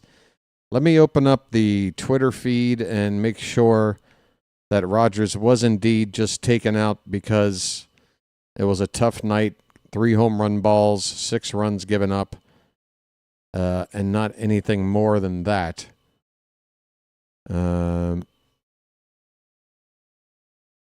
Yeah, nothing from Rockabatko that would say Rogers had any issues injury related with his removal, just performance related, and that's a sigh of relief. Dylan Beavers did exit the game early after fouling a ball off his right shin. He should be okay. Just, probably hurt a lot. And they made a move to take him out of the ball game. Could be back in the lineup tomorrow. Who is the Yankee pitcher for tomorrow? Schlitter? He's a right-hander, right? So a chance we could see Beavers back in the lineup tomorrow, although it is an early afternoon game. Maybe he'll have a bit of swelling there. I don't know. We'll see. But that is going to wrap up tonight's coverage. Let's talk about tomorrow's game quickly. Again, it's an early afternoon game. First pitch is going to be at, 1:05 p.m. The coverage pregame will start at 12:50 p.m. Tomoyuki Sagano making what will likely be his final start as an Oriole in his only season as an Oriole. He'll be up against Cam Schlitter. And I hope you'll be back to join me for game number 161, folks. The season, as we know, a disappointment, but we love baseball, don't we? And this is our team. We've only got a couple of games left. Let's watch and see what we get. We might get a special moment. Basayo might do something to amaze us or something like that. You know what I'm saying? So come on back tomorrow, folks. And catch Orioles baseball while we still have some. We just hit 100 likes. I mean, talk about barely getting over the finish line. Whew. I mean. And I want to thank you very much for that. I really do. Appreciate it, Janet. I'm checking right now at the options I have in terms of a redirect. We did fall short of even getting as many as 5 subscribers tonight. We got 3. 3 subscribers in an Oriole-Yankee game in September. You tell me about the health of the team, because I feel it being directly reflected on my channel's growth. It's harsh. I mean, folks, barely got to 100 likes. We would roll off 100 likes with like a breeze before this season went belly up, facing teams a lot less exciting or dramatic as the Yankees. But that's just the way it is. That's just the way it's been this season, folks. Gonna have to take it on the chin and cross our fingers we figure this out for next season, because, man, I tell you, Mike Elias, the future of me is in your hands, dude. My future is in your hands. Whether I want it to be or not. JJ is doing Diamond Zone at the moment. Rising Rhino is doing some Canadian football. I've got, well, no, not you. Let's see. Do. Hey, everybody. You know, the hat, I did put on the hat at the right time. Westberg's 3-run homer gave us the lead. I mean, the timing of that was fantastic.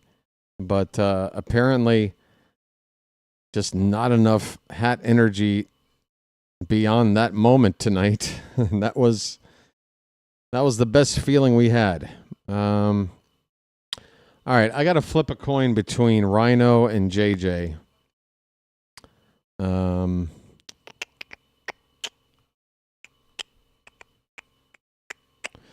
I think it's JJ's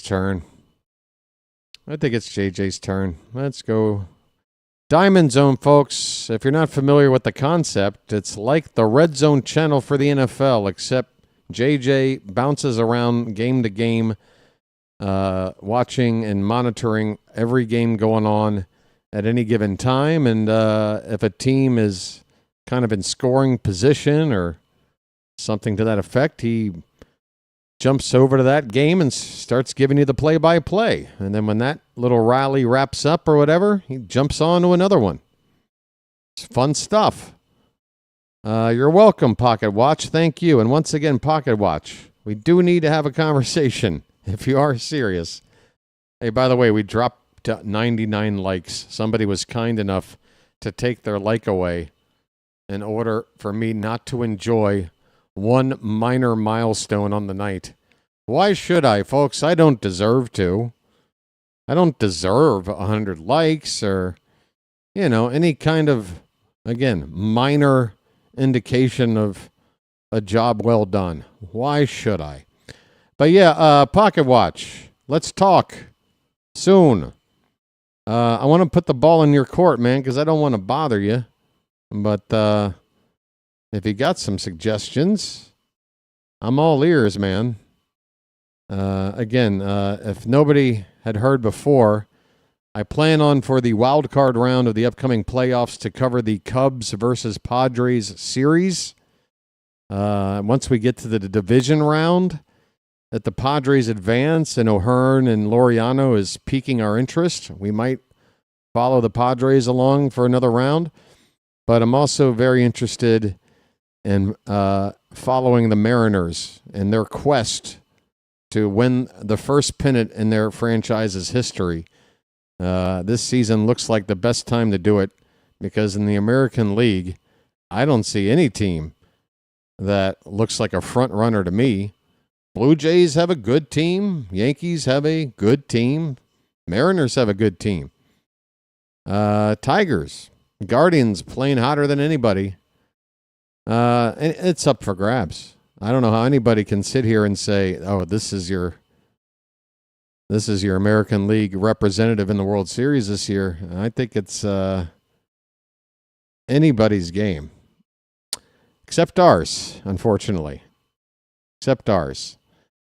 All right, so that's going to wrap things up, folks. Thanks for being here. I hope you have a good rest of your Friday night. Come on back. Don't stay up too late because we got an early one tomorrow. I want to say thanks to the mods in the Charm City chat for doing more bang-up work, keeping the chat nice and charming. Thanks to everybody helping getting the likes up to 100. We had Matt get a Magic membership tonight. Thanks to you, sir. Also for the super chat, we had a couple of those. I think it was Warren with the other one. And if I'm missing another, I apologize. My attention or my short-term memory has been affected by decades of marijuana use. Sorry.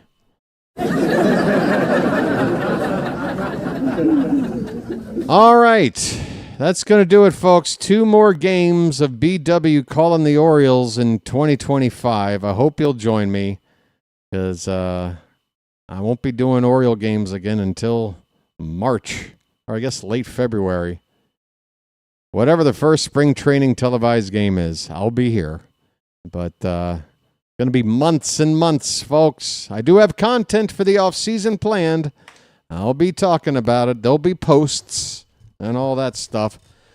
So keep your eyes and ears peeled. And if you don't like my off-season content, it's okay. Just don't unsubscribe. If you got a notification bell on, maybe you want to turn it off during the off-season if you're not down with the off-season content. I don't want to annoy anybody. The worst thing is for me to,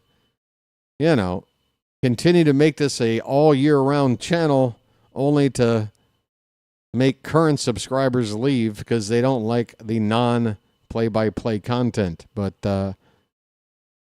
just another thing that I have to cross my fingers and hope works out. I don't know, folks. It's all a crapshoot to me. Who knows? But that's it. I'm done. Have a good night. Until tomorrow afternoon, this has been the Birdwatcher and the Hat. And we will chirp at you later. And yes, this shirt will probably be on for game 2. It's midnight for me. All right? Take care. Taking you now to JJ, I think. Have a good one, folks. Let's win tomorrow. See you later.